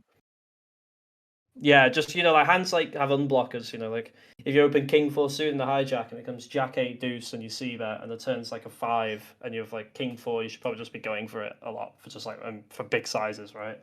Things like that. Like it's not like obvious to do that. See the open from Um, Cease. We see the shove from Lex. It is kings versus fives for chunks. And that is a massive cooler versus not massive cooler. It's a cooler, like it's a button open 20 big blinds. Oh my god, that is a massive cooler. The very next hand, it is Cease versus Lex for round two. Ace King versus the Aces. Don't think there's any room for doing anything other than just shoving here. Personally, I could be wrong. I have 12 big blinds, but it seems unlikely. As we see Ace King versus Aces, and Cease probably thinking he's just about to put the final nail in the coffin, and Lex is back up to the 4 million chips. Cease even says 1-all in the chat. Yeah, especially like just something to note with like Seraph 12 bigs. Like you just said, there's probably not much room to free bet. Like if there might be in some weird ICM sims you run non PKO where they might do some crazy stuff based around aces, but like he's also clearly got quite a decent chunky bounty from what we've seen of how wide people wanted to try and stack him. Earlier on the FT. So True, very true. um, just something to Wow, note. that's a quick shove. Having none of this from Sergo. I think it's Lex has I identified that people. Go ahead. I don't really like Sergo's approach there at all. I think that was quite a decent misstep with his range. Like I don't really understand the strategy of like free bet folding low pairs there. Like you just Yeah, have like blockers for hands that you want to fold potentially towards the bottom of the range, and like I think it's it's an just a lot of important. hands that just like free bet fold for no reason. You know, like you'd rather just have a blocker, right? Or a Yeah, couple I of think it's an blockers, but important even better. concept in PKOs in general that you need to be a little bit more polar with your tree betting range, because tree bet folding equity becomes just so much more costly. Where like even in earlier stage PKOs, in a situation where like maybe you've got like king queen suited and like in a vanilla tournament it's like a like 50 big blinds, like it's a 50-50 mix for like a tree bet pre-flop. I actually think if you can't get it in, like you should lean a little bit towards more calling those spots and go a little bit more polar. Like maybe you disagree, but it's just something that in PKOs, I just think it's just so much more costly when you end up true bet folding. But maybe you don't agree with that. Maybe I'm over adjusting as well. No, I think you make a very valid point. I think there's definitely classes of hands that just like shift from like quite staunchly from one range into another just because of the overlay and the the added feature effects of both collecting the bounty and collecting the chips, and all the compounding things that can happen from those kind of things. I think Yeah. Dinge could have big bet flop, and I also think he could have Was this a check maybe call on even the bet flop? the turn. Yeah, check call. Sergo Bluffs River seems reasonable, of course. Yeah, It's it's gonna be high. mandatory bluff. I'm just wondering what size. Yeah, he went for like some kind of like 40 size, which seems okay. He's got a lot of like low king X on the cutoff, right? That can go for block, or some kind of like middling size. Seems reasonable. I think Dinge could have done other things, potentially flop and turn. He could have big bet the flop as well. I think King 10-9 is a board that you're not reopening super liberally. It's not like a board that you're protection betting on. I So think like it's Ace Deuce sometimes. has got quite a nice unblocking effect for just kind of like mashing in money against the cutoff range. I think that Kind of does pretty nicely. I get a little bit caught up when I hear certain concepts and then I end up over adjusting. And I think at the moment I probably bet too small in general on final tables. From watching the top players, I've done a couple of these final table replays recently, and there's some situations where I think that I get capped out because of the fact that it is a final table in ICM, but it seems that I've over adjusted. Because even talking about like you talking about some spots where there's bigger bets, like I just probably don't find them. I think that was a bit tight from Lex, just a bit fold the 9. I think he should check back me like a decent clip on the flop on those boards, especially when covered by a decent bit. And like I think bet folding a pair might be a little. But yeah, like you were just saying, I think when you're in position and you can still just have the nuts, like including offsuited nuts, like I still think you get to put in some sizes that aren't just a third party, and like it's not like you're going to be betting King 5 suited liberally, King 6 suited liberally. Like that might be a no case shot as well, just to play like more bets and play a smaller size, but like having I think like a little bit of a size up to like maybe 2/3, even on an FT when you're both still quite deep and it's like late, cut off button as late as it gets for like a cold call pot. So I It's an think the interesting spot ideas for like there are C's. reasonable. Snap fold with the king 10, even with the 10 of clubs. I think I like it, and not just because I can see the hands, but like if it's why like I find I struggle with these hands pre-flop. Like I think I would also have called king 10 for min, but like it's gonna be really hard to do well with king 10 off. I think in this setup, personally, I could be wrong though. Yeah, I think it's just about mandatory defend in the PKO setup. I think non-PKO it gets weird, but everyone's still got a fair amount of chips to play with. So, and I think flop seemed good. Queen 10's annoying, but I guess you just fold. Kind of annoying. It's kind But of it's a situation very tight where range that Lex has yeah, gone yeah, for yeah. it. Like Lex has got a very condensed range of selected to see bet because he's going to be checking a lot on that board, so you always have to bear that in mind. You're going to just run into hands that have you in a real bad way more often in that C betting range as opposed to if he's just like check the flop and bet the turn or anything else. I mean, I would probably continue there with the good shot. Obviously, not loving life with it, but with the diamond as well, I think I would continue. Yeah, it was cut off small bet. Yeah, I think you should. You're not in love with it, like you said, especially like given you're not going to make pairs that you're in love with. But I think the price is a little too good to fold. Like this, obviously, that's going to end up all in here. Don't think He's there's. a very good. I think Sergo's shown that he's like very willing to dance pre-flop. Yeah, yeah, yeah, yeah, And yeah. Lex is. I think this is a really nice spot for Lex to come in with a limp with the ace.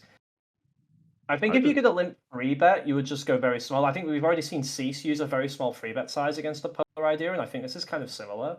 To like Sergo's gonna be isolating a lot of hands that are just like high low trash that just snap fold to like pretty much any free bet size. So I don't think you need to go for like a full 3x. Maybe a little bit wouldn't bigger be than there. what Cease went, considering that Lex is out He's of out of position. position. But you don't need And to. Sergo will have a few more suited hands as opposed to like the Dinge, like very polar 9-boost idea. But it's a similar thing that I would have. I would have just limp shoved with Ace King off. So maybe I'm actually, playing a little bit again. Just I think it's close. I think if in the chip EV charts you see, it's just like Ace 10 for Ace Queen do it all the time at 30, and then Ace King's kind of like raising or limp free, but it gets really murky. It's just due to like it just usually is down to like how the suited kings play against your limp. It's like very sensitive to that because a lot of the suited queens don't really ISO. Okay. So it comes down to things like that. It gets very murky due to like dominating effects and what ISOs and what doesn't. But yeah, it's going to be close, right? Sure. But the idea from Lex is definitely very nice. Blind v blind compensation. Yeah, I think I get why we're betting large, but I definitely have a tendency to probably just bet small here. But not a huge amount. Maybe they don't want to bet too wide for protection in the stack setup now. But I think this turn it becomes quite dicey to want to empty this hand. Like I'd probably be starting to check this hand at least some of the time. I'm not sure if you'd agree with that. Obviously, unblocking the jack is nice, but you do have issue. What happened pre-flop here? Did it 3x Dinge defend? 3x, yeah, Dinge defended 3x. Oh, okay, I would just fold for sure. 10-6 off pre. Yeah, and I think for the reasons you just noted, if like Dinge had been the ISO here and could be uncapped, I think this is like a more defensible bet. But like this is going to get really awkward when it's turned straights and like. Wow. Yeah, Sergo finds some naughtiness. Yeah. This is gangster. This is really sad for Dinge. Yeah, god damn it! I think I would call one.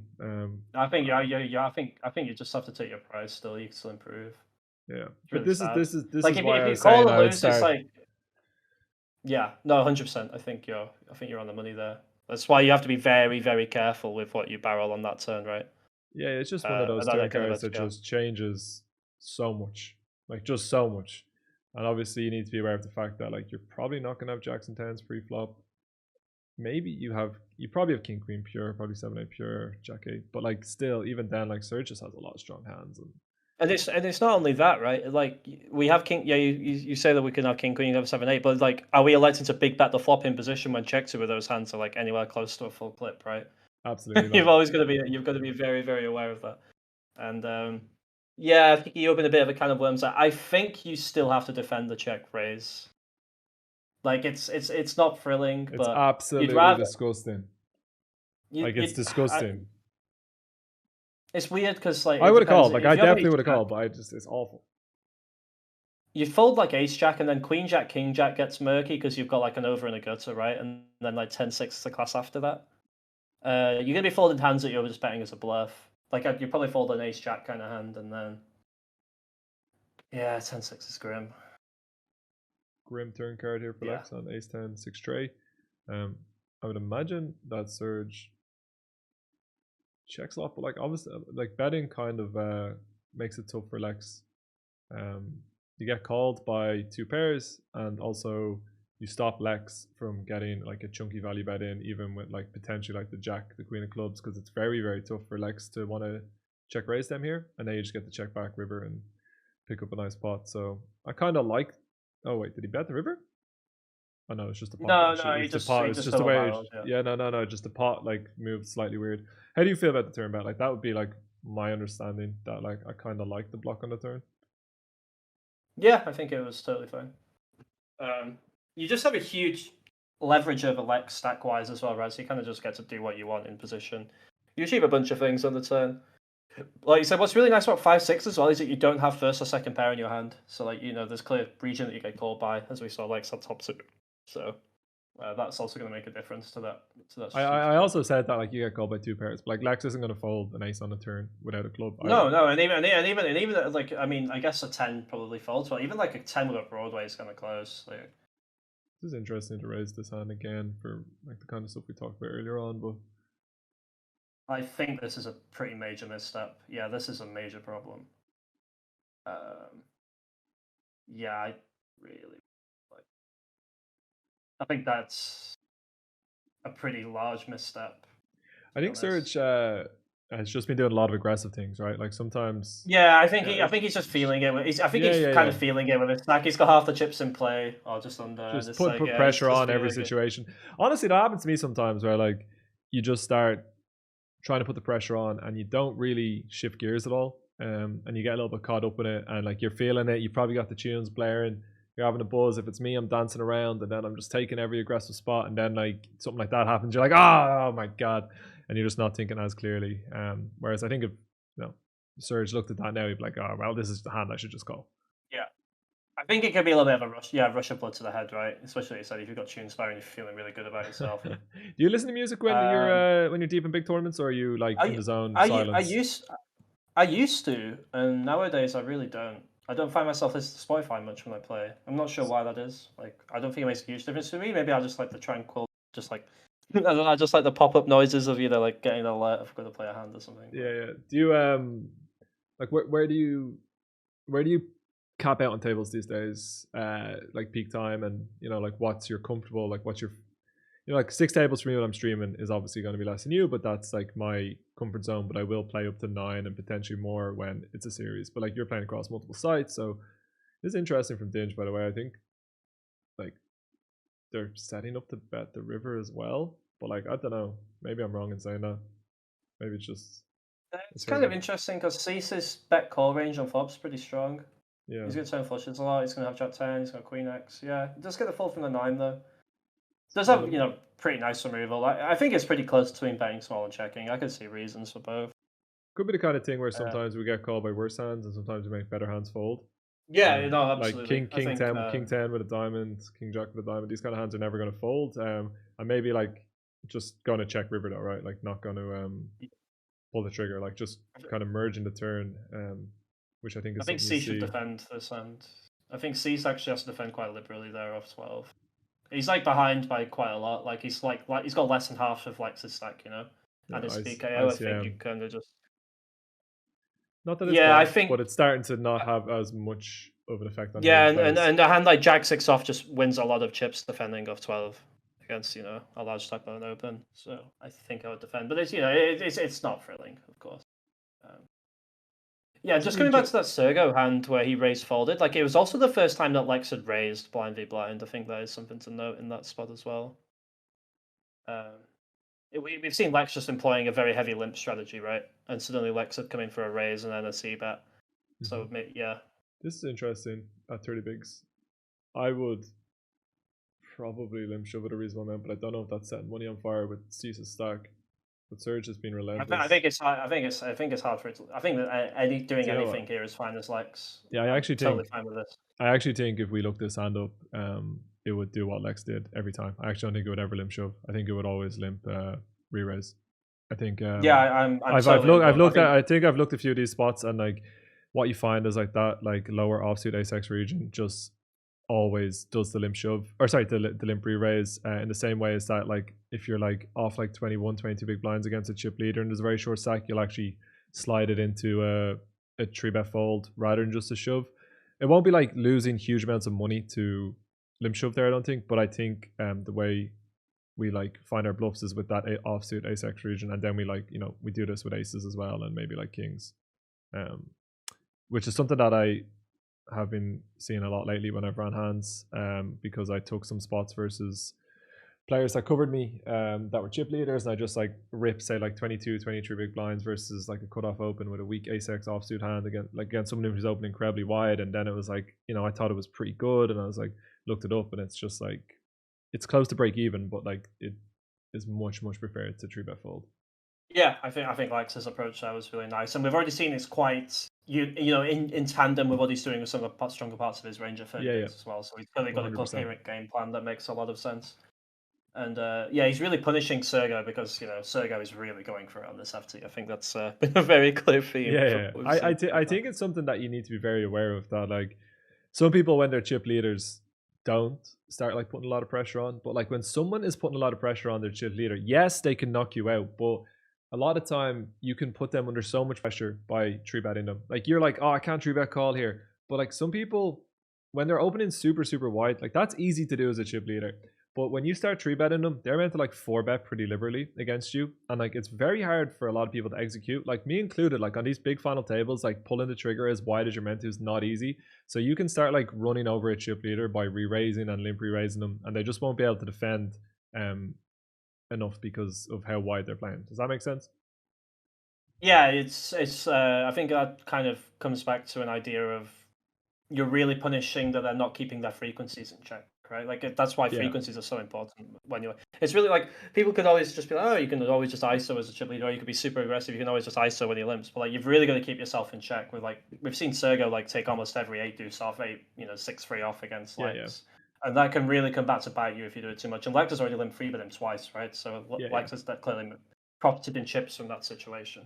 From what we've seen so far. I remember when years ago I was living with one Connor B1, the legend, the man himself, and he was obviously playing very high stakes at the time, and it was a concept that he was explaining to me, because I was playing like way lower than him at that point, always have still play way lower than him, but wasn't like getting involved. And he was just like, if you try and run over like high stakes regs the way you try and run over like someone playing the Benny Builder 44 on a Sunday, like they're just not gonna have it. Like they're just not gonna roll over and let you like raise every pot and like 3-bet every pot. Like they're just gonna play back at you. And it was just interesting to me because like when I'm playing like when you're on like a low stakes final table, you can get away with being pretty relentless, but against players who are aware of how the ranges work, like they just won't let you do it. Yeah, and clearly this is about as high as you can play online, right? So yeah, absolutely. $5,000 final table, 140k for first, whatever it might be. As we see Cease defend and just unfortunately get the horror flop. Surge might be tempted to check this hand, but I do think that they need to mostly bet when Cease defends here off this stack. Yeah, interesting one. Yeah, just a bet. I think that's fine. It's interesting when you think back to the ace 10 where they check. Now, it was obviously a little bit different in terms of stack depth, but they do have some checks in situations where you should be betting maybe close to range. So like they could have potentially mixed that hand in. But I don't know. You're mostly certainly King Jack 8 at 10. King Jack 8 at 10 is a much different spot on the button than it was like was it the 50 hijack? Because like at 10 you're gonna have a bunch of hands that really can't stack off, and Caesar's gonna be very willing to just stack off immediately. So with a bunch of his range, so there are going to be hands that you want to check back as Sergo there. Whether King 5 falls into that with the spades, I'm not exactly sure. Seems whatever either way.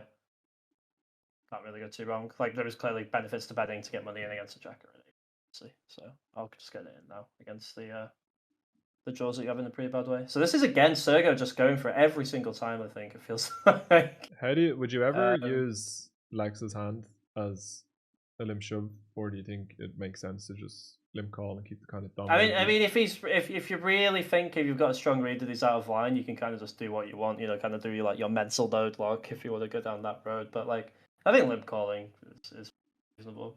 It's like the suited king hand class, especially like at least for chips, do make a lot of sense just to like limp call. You have to be a lot tighter with Cease on like 6 bigs here. Yeah. And that is a bit of an elephant in the room with you on 30 against Sergo's stack especially. Maybe the limp shove makes some sense. I'm not sure. I think I would. It's kind of a weird one. Like Lex is like wants to VPIP really tight when Caesar's on 6 and Sergo's being so aggressive and covers him by so much. So maybe there's no way to play this time. Maybe a raise. Disgusting river card. 9975 Trey gives Lex a very strong hand blind versus blind that against the player is incredibly out of line and obviously just fills the straight. Misses the heart, fills the straight. That is ugly. I don't think Surge is going to do anything other than shove here. I think Lex. Yeah, that's the call. Yeah, I think so too. I don't think you can do anything about it. It's disgusting, but unfortunate for Lex. It's probably your best catch. It's like you'd rather have this than 5-4, 5-6, anything like that. I mean, I don't know how Lex is playing pre-flop. Like, it feels like Lex should play that spot pretty tightly pre-flop, like both V-pipping and like I don't know if he should just be playing a raise strategy or a limp call strategy or a limp jam strategy. I'm not sure what exactly, but Cease gets the ladder though, and sitting there with the 5 big blinds is now guaranteed $43,000. Obviously, massive pay jump now. It is 43 up to 63,000, and then the reason the payouts are the same, if you're not familiar with it, is that in PKOs you get to keep your own bounty, and it usually works out at roughly about 2x the second place payment. Yeah, so this is quite a big ladder from 300 to 200, you always see that, like, when first and second are splitting. This is quite a big jump for one to make. Dinge is kind of somewhat in the cage. Quite a loose call, maybe, with Queen 10 off pre-flop, just considering Cease is just, like, on the verge of elimination here. But I mean, this is a very standard complete, hand. I guess, like, 5 big blinds, Surge going to be calling. I don't know what Cease's bounty was at this point, but like for 5 big blinds, you're just never going to be folding the King 4 here with the bounty in play also. Yeah, you're quite happy that you've been dealt King High. Yeah, absolutely. Maybe he's running around high 5 in his whole family. Yeah. And we see a pretty clean flop for Cease. 4 needed for Surge. Not going to happen. And that is Cease on the comeback trail to a little bit under 12 big blinds. I would imagine we're going to see a back situation. The bitterness in the voice. No, I'm really joking. I know that I know you're a fan of seeing Cease do well.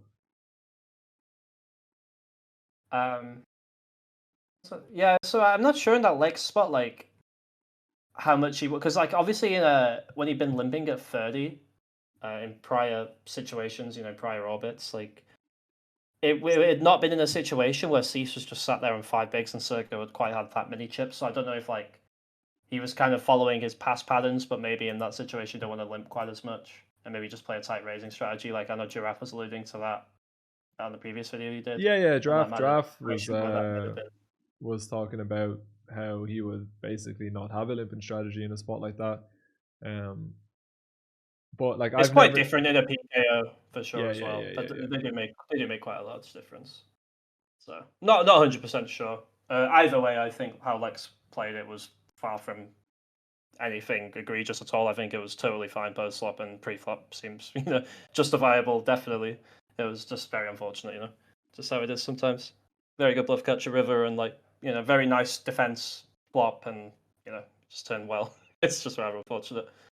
Interesting. Not the re-raise, but just does Surge. Given how wide I assume that they're now going to be raising in this situation, like, do they feel like they need to fight back here with the A6 of diamonds, and in what capacity is that going to be if they do? Like,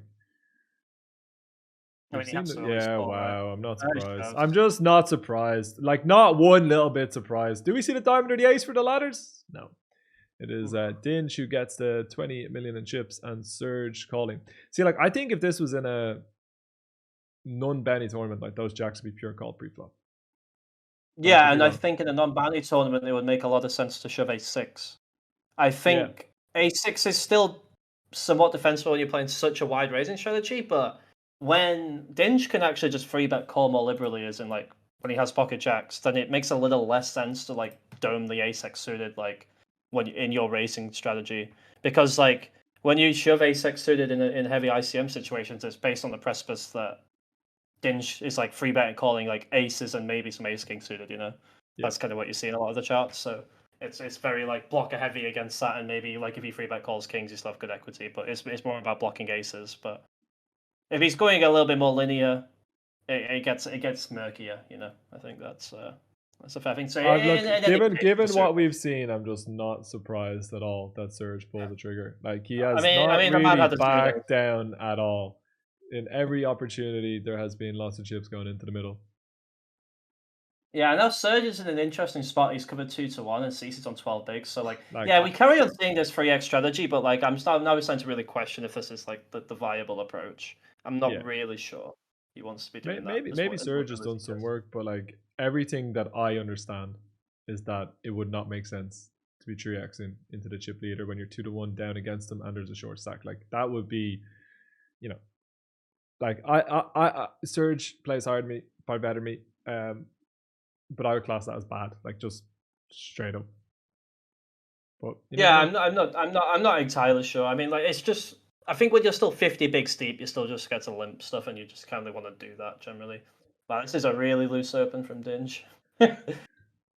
Some disrespectful poker going on here, eh? Yeah, I'm not sure. I mean, he does have, like, 60% of the chips. Maybe he just V-pips 100 and plays some, like, he's opening 8 deuce off. Of course he's V-pipping 100. Yeah. But, like, I guess he's playing an all-in strategy then, right? Like, I don't think you get to just play RF. Like, this is a thing you see a lot, actually. There are situations when people approach FTs where they see that you can profitably, like, do stuff with any 2 cards, and then they randomly just start open shoving any 2 cards in blind v blind or like on the button. But like reality, like when you're VPipping 100, you want to kind of play like shove most of your hands, but then like raise top and bottom X%.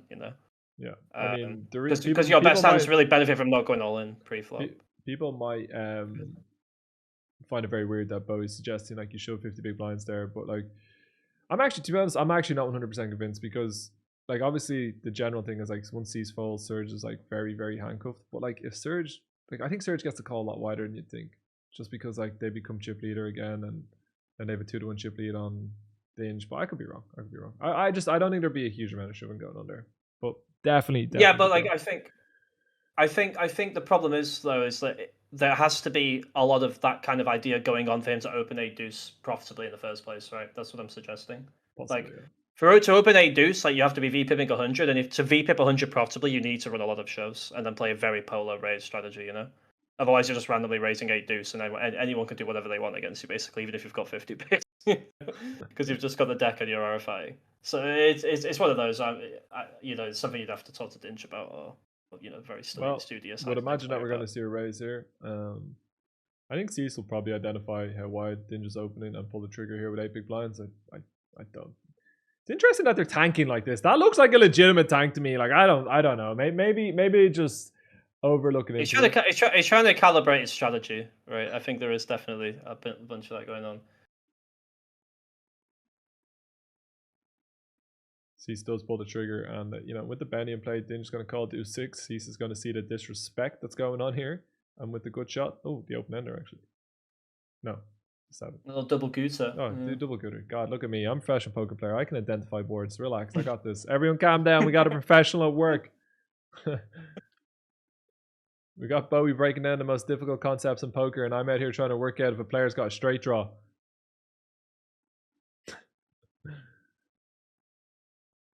Surge is 100% playing the 3x strategy. You kind of correctly identified that pretty early doors that it looks like they are just playing it. I was like, maybe it's just a hand class that they're getting dealt,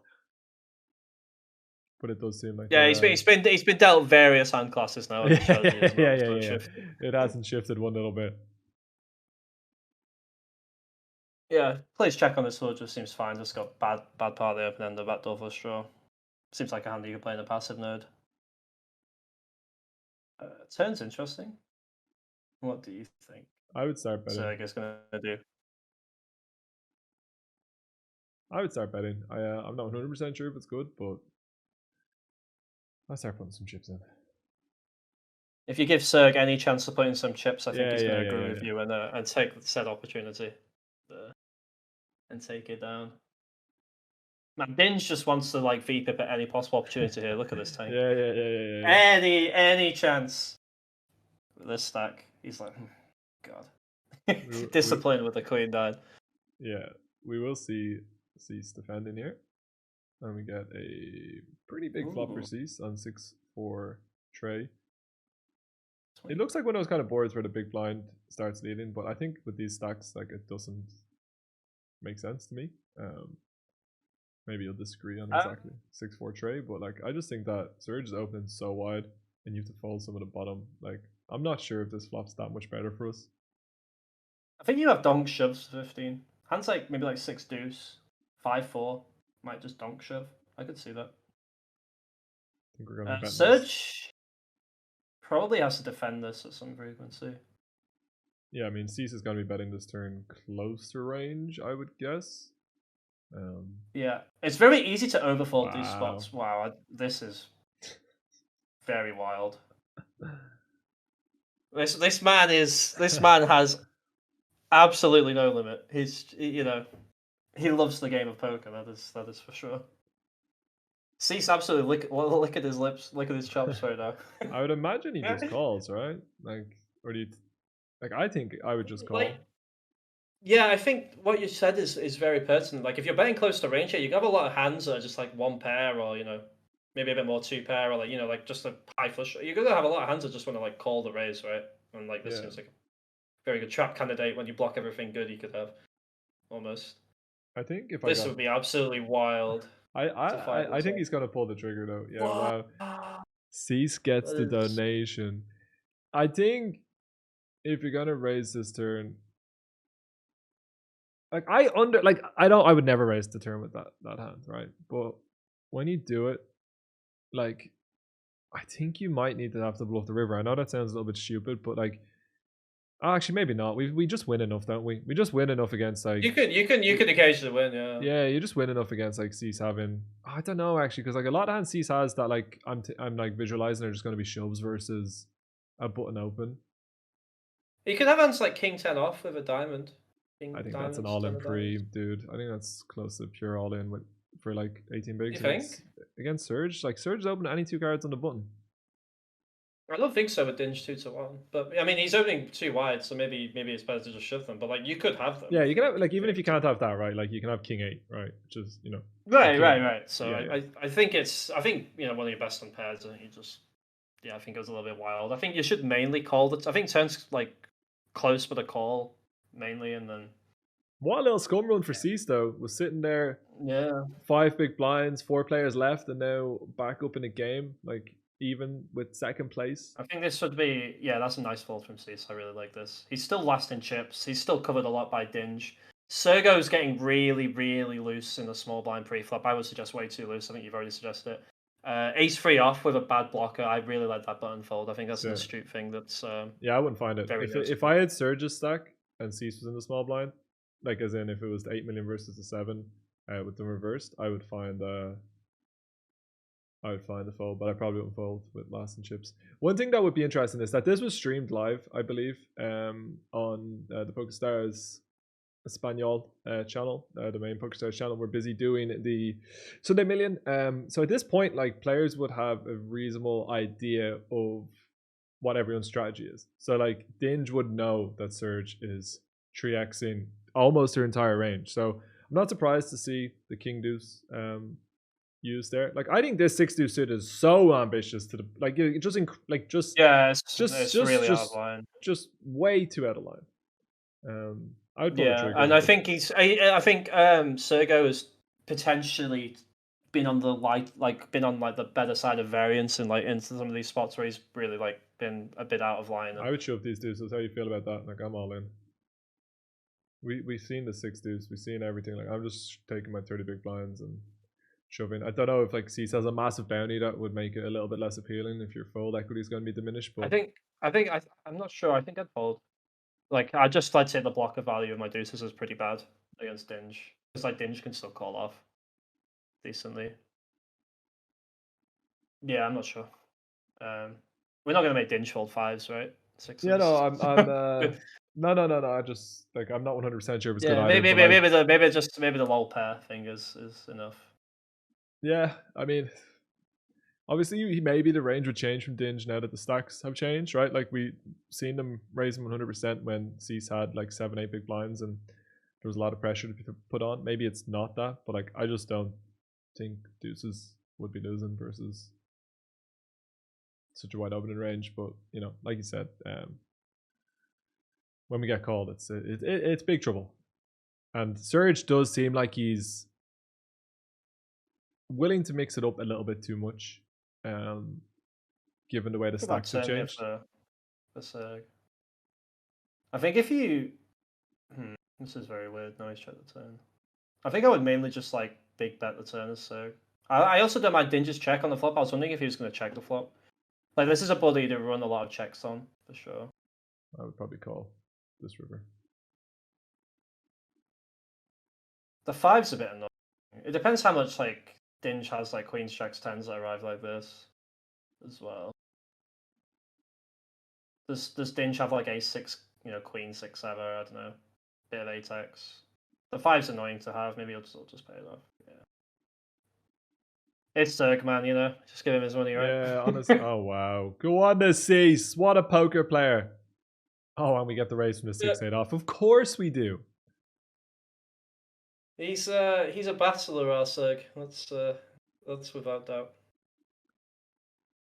So I was going to see Dinge re-raising here, and I'm interested to see if Cease decides to shove or click it. One thing that I would shove most likely, but with clicking it here, like given it wide Surge is opening, Dinge is going to be putting a lot of pressure on. Like this might be a nice spot to have any ace-x offsuit or something and click it. And if you're going to do that, then you obviously do it with aces, right? Just be a min 3.1. Yeah. Well, this is what Cease does. Yeah. I mean, I think you could just run a split strategy, or you can just shove. I think you're going to have a lot of shoves, right? That's for sure.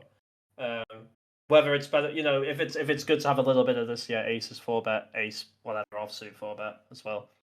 I think you leave that to the discretion of the player.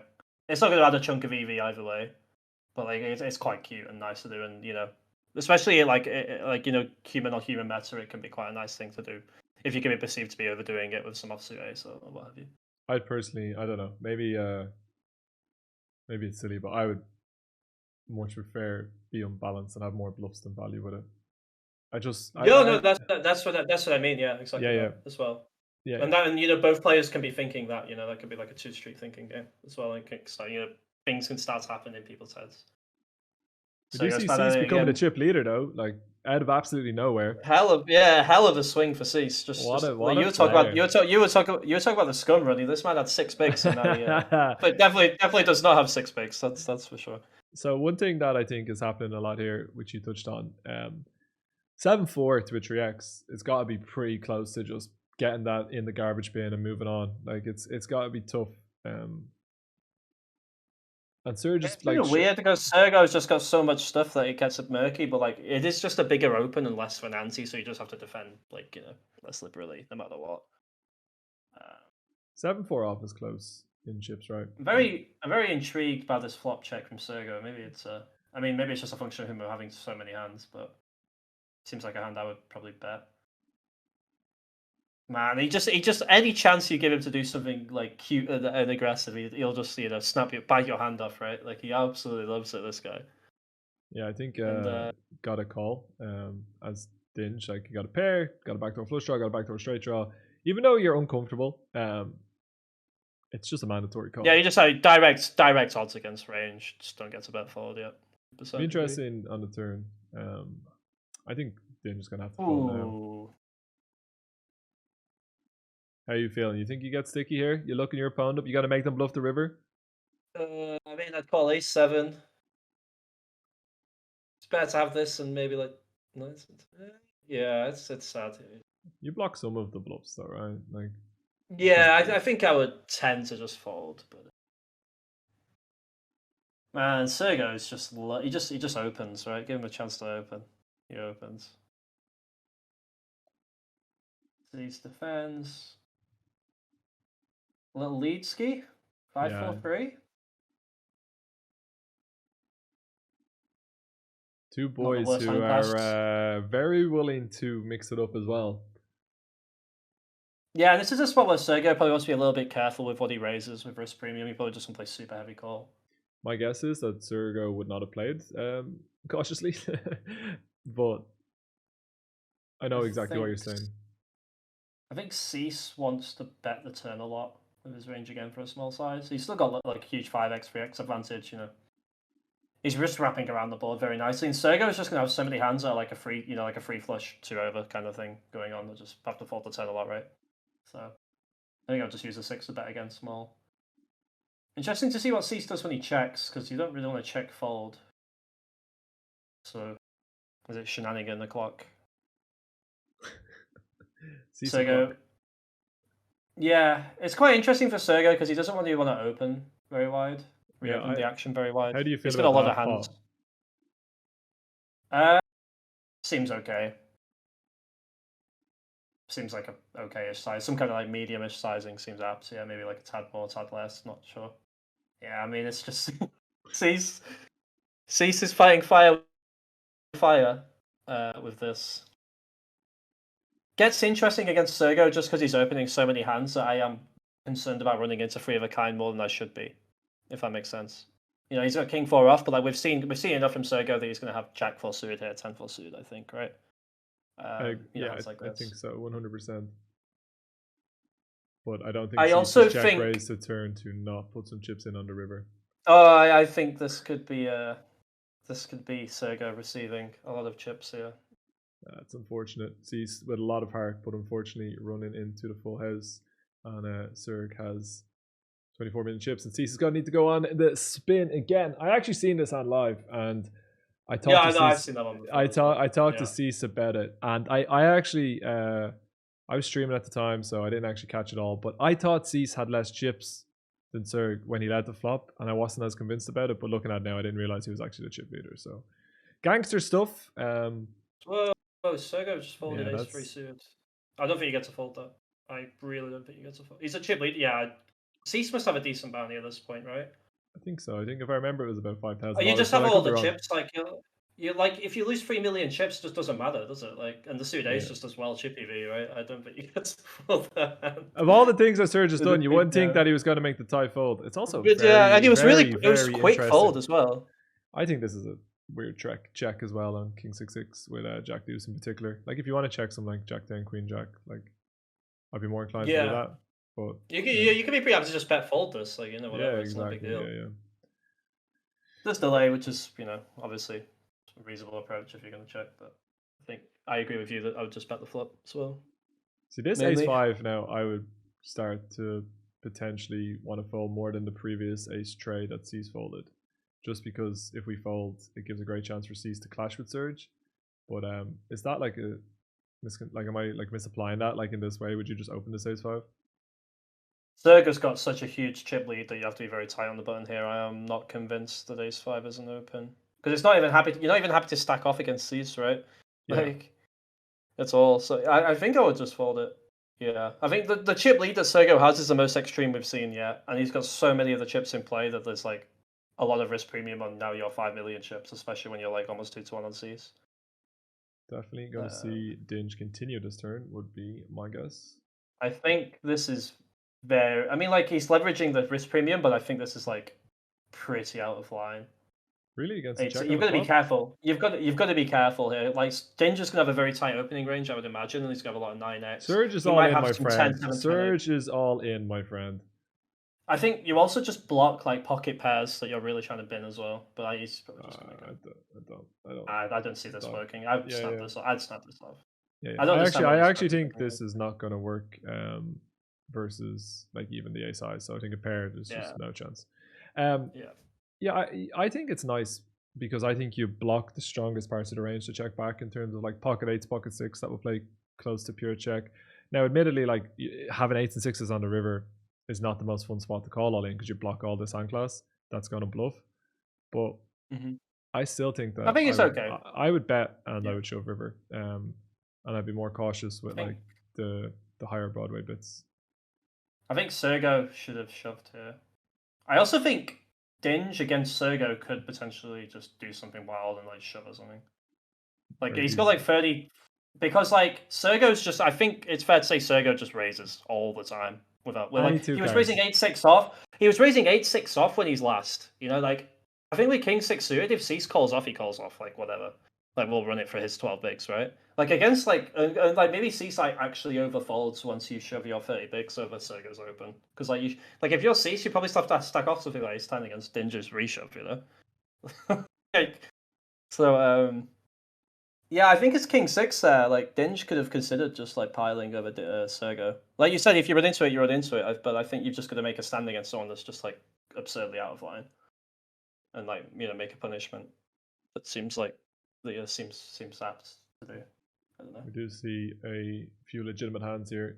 Interesting for Dinge, I guess. Going to be all in. Country bet call. Pure folds not a thing. Cease will call off, I guess. Yeah, like we've seen Cease earlier on with the 8s. It was a bit of a different situation, more players left, but this is just going to have to be a mandatory call, I think, for Cease. And I'd be shocked to see a fold. I mean, I could be wrong, but it seems unlikely. So in this spot as well, Sergo, he had ace 4 off, and now he had queen 10 off. Like, if you're running like as high of an RFI strat as Sergo does, like I think you actually have to be all in with like at least one of these hand classes, just with this many chips. All right, we do like see you've the got all like in. so many Cease, ace queen versus 9s. Needs an ace or queen on the river. Oh my god, mate! I thought I'm so confused. I thought that was Cease's last hand, but oh wow, really? that was I've obviously misremembered how this went down. I thought Cease got third. No spoilers. I just thought he got third, and that was going to be but I mean, he's still good. It is. That was like an anti-spoiler. You were kind of like knowing it was going to end. I thought it was about to end. Yeah, I was shocked.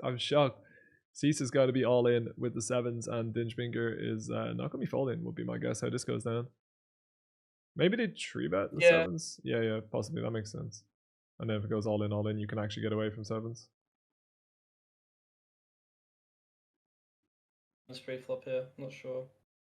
It's Do kind of something all annoying in. when Sergey's in the big blind with all the chips, because like if he does, he could do something wild. Oh, But that's I a lot guess of outs. This Cease is got too the many. run good. And that is heads up. It is the two players who have, in my opinion, showed the most heart. Obviously, Dinge played incredibly well, had some really nice hands throughout the final table. But Surge and Cease have been the naughtiest when given the opportunity. Like, Cease just hasn't had the chip lead as much or as often or had the spots. But anytime Cease has had the opportunity to do something a little bit gangster, he's pretty much always took it as well. See, he had the chip lead, and then just Jack 6 happened, right? I mean, Yeah. hell of a lot of heart. But I think 5-6 suits a free bet pre at 50 against an open. I think the suit connects a region just does really well, just like very aggressive. I would start putting some chips in from Surge at some point with this hand, but I'm not very good at heads up, so I'll probably. Yeah, I'm not amazing. I think Cease has a value bet, and so should raise. That's how I imagine this goes. It's the sizing here, Mr. Finton. How big are you making it? I'd probably make it around 2.5 million. Like, I don't know how greedy you'd go, but I'd make it a little bit bigger than that. Like, I'd make it a little bit more than pot. Yeah, probably go like 7x region, right? Seems Yeah. fine.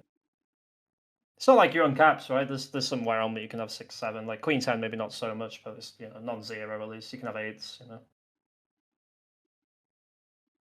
I'd probably pay off this river when I bet an 8 and fold when I have a 5. Like, that would just, I would just call when I block like the stronger rivered hands. But maybe Cease just thinks that he's just too out of line, and it's a pretty kind of yeah. I'm weak not line sure. for I'm not Cease sure if the himself. 6 is a yeah. I'm not sure if the 6 is a good card to have or a bad card to have. Like maybe like Sergo just doesn't bet Queen 6, King 6, and then randomly raises rivers. So maybe there's problems having that. I'm not sure.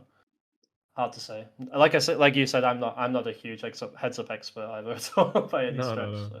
But obviously, like, the way I would just like decide to call there would be if I block the stronger rivered hands, like, because like an 8 and a 6 don't change in terms of value. So I would just like pretty much not fold an 8 and do a lot of folding with a 6, and I would block both of them for the same size. But maybe Cease has some bigger bets with the better 8s. Not 100% sure. Yeah, and certainly like you've had bigger bets with the 9x region, right? That you've got. Yeah, absolutely. That you've got as well. Do see Cease using a larger bet size. I think there's a board like where you're definitely gonna be able to have some larger bets, but I don't know. I would still use decent chunk of small betting. I would just small bet this board. Yeah, I would just small bet. I'm not really sure what Sergo was this time. He's like, I got 3 to a straight. I'm not folding. Oh, very. I mean, he's got 2 backdoors. He's got 2 backdoor straight draws. I love a man. Yeah, That's got backdoor heart, trips as well. How would it be done the statement? Yeah, he had the effective nuts and decided to make a tough laydown. Okay. Unfortunate.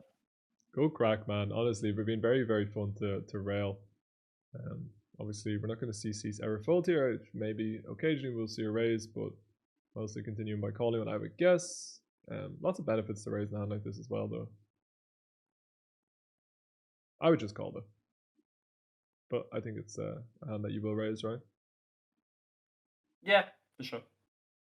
I think get a lot of protection, like, making them fold something like 10-8 of hearts, which Surge might not actually fold, but like hands like that do very well against us down the streets and realize their equity well. It's not bad to protect against them. Got some backup with the backdoor straight draw and flush draw too. Pretty reasonable result just to make a random ace high to the 5-fold. It doesn't have backdoors. I don't think Surge has ever folded an ace high there, dude. You think Surge has folded an ace high when there's 3 to a straight and an overcard? No. I'm not saying whether he should or not, but he's not. Dude, he wanted to call it A5 against fucking. Oh, he did? He did. Yeah, did he have ace? Oh my god, I wasn't even paying attention to his hand. Oh my god, that's a great result. I would have bet my life on it. I was just looking at Cease's hand. I didn't even notice. Look, boys. Yeah, he had the offsuited A7, like the heart club on spade, diamond, or whatever. So probably both players playing passively here. Cease. Is this a delay bet? Fair. Interesting. I think I would mainly check this, but how bad can sprinkling chips be as a general strategy? I'm not sure. I mean, this hand just like folds out hands. It's doing pretty well. Like, oh my god, Surge is something else, man. He is something else. Oh, I love this guy. Man, I'm never falling to this guy again if I play against him. Yeah, I know. It's got to be very funny when you get on a big, massive final table and just get cooler because of doing this review with me. I know. This could potentially cost me a lot of bucks down the line. Interesting flop. Both players got a little bit of something. Third, oh wow, finds a check on a 9-5 deuce, and we see a disaster turn. I think we're actually going to see some. I would probably bet this very large on this particular turn. I think you can have like medium sizes too. You can have a lot of like deuce x, 3x, 5x putting money in against. Yeah, I would have two sizes against with this hand class, particularly with like 9-6. Like I think I would want to like a class this like obviously I might mainly just use 800. Just bet like all of my things in 800, just because ace high is like in the tough spot. Wow, I would honestly never raise this turn with this hand. Yeah, I mean, Cease is like basically leveraging a nut advantage, and we've just raised the hand. Like Cease can just have hands that are just dead here. Yeah, exactly. I don't know if you're thinking like that. Cease can just have like 10-8 off with like double. Cease can just have a value hand that's dead, right? Like just any 9. That doesn't have a straight draw. Like any literally. I think he's just had a blood rush to the head. I mean, this is a disgusting. This is a disgusting spot. Wow, that's a quick shove as well. Oh, I would call. You'd fold. I think I'd fold. Yeah. I guess it's. I think he just has like freeze. I just give him like freeze. To be honest with you, this guy just freeze, right? Freeze or ace 4. Surge has been so incredibly disrespectful this whole final table, but it's still a quite unique spot. Like when people raise over bets, you run for the hills, right? Yeah, but it's heads up. If I've gone for a medium size on the turn, I might be like and played one side. Like when you play this over bet sides. Cease almost folds, but can't quite get away. It's 63,000 plus the bennies for Cease. I think he had about $10,000 in bennies. Maybe actually more. Actually, maybe more like 20. Because I remember saying, yeah, no, actually, I think Cease had this score was about $93,000. Actually, I could be wrong. Mate, did Cease take a big benny? Anyway, Sergey with a chunk, right? Yeah, with an absolute chunk. Bowie, that was an absolute pleasure. I'm not surprised that you dropped a lot of knowledge. You never cease to amaze me with your basically walking sim knowledge. It's very impressive. But I really appreciate it. I hope everyone who listened enjoyed it. If you want to see more of these kind of videos, please get in the comments. Please let me know who you'd like me to try and persuade to get on and what final tables you'd like to cover. And while you're at it, if you want to hit the sub button, that'd be great. Bowie, thank you very much for your time, and we'll chat to you soon. Thank you very much for having me. Appreciate it, mate. Appreciate it.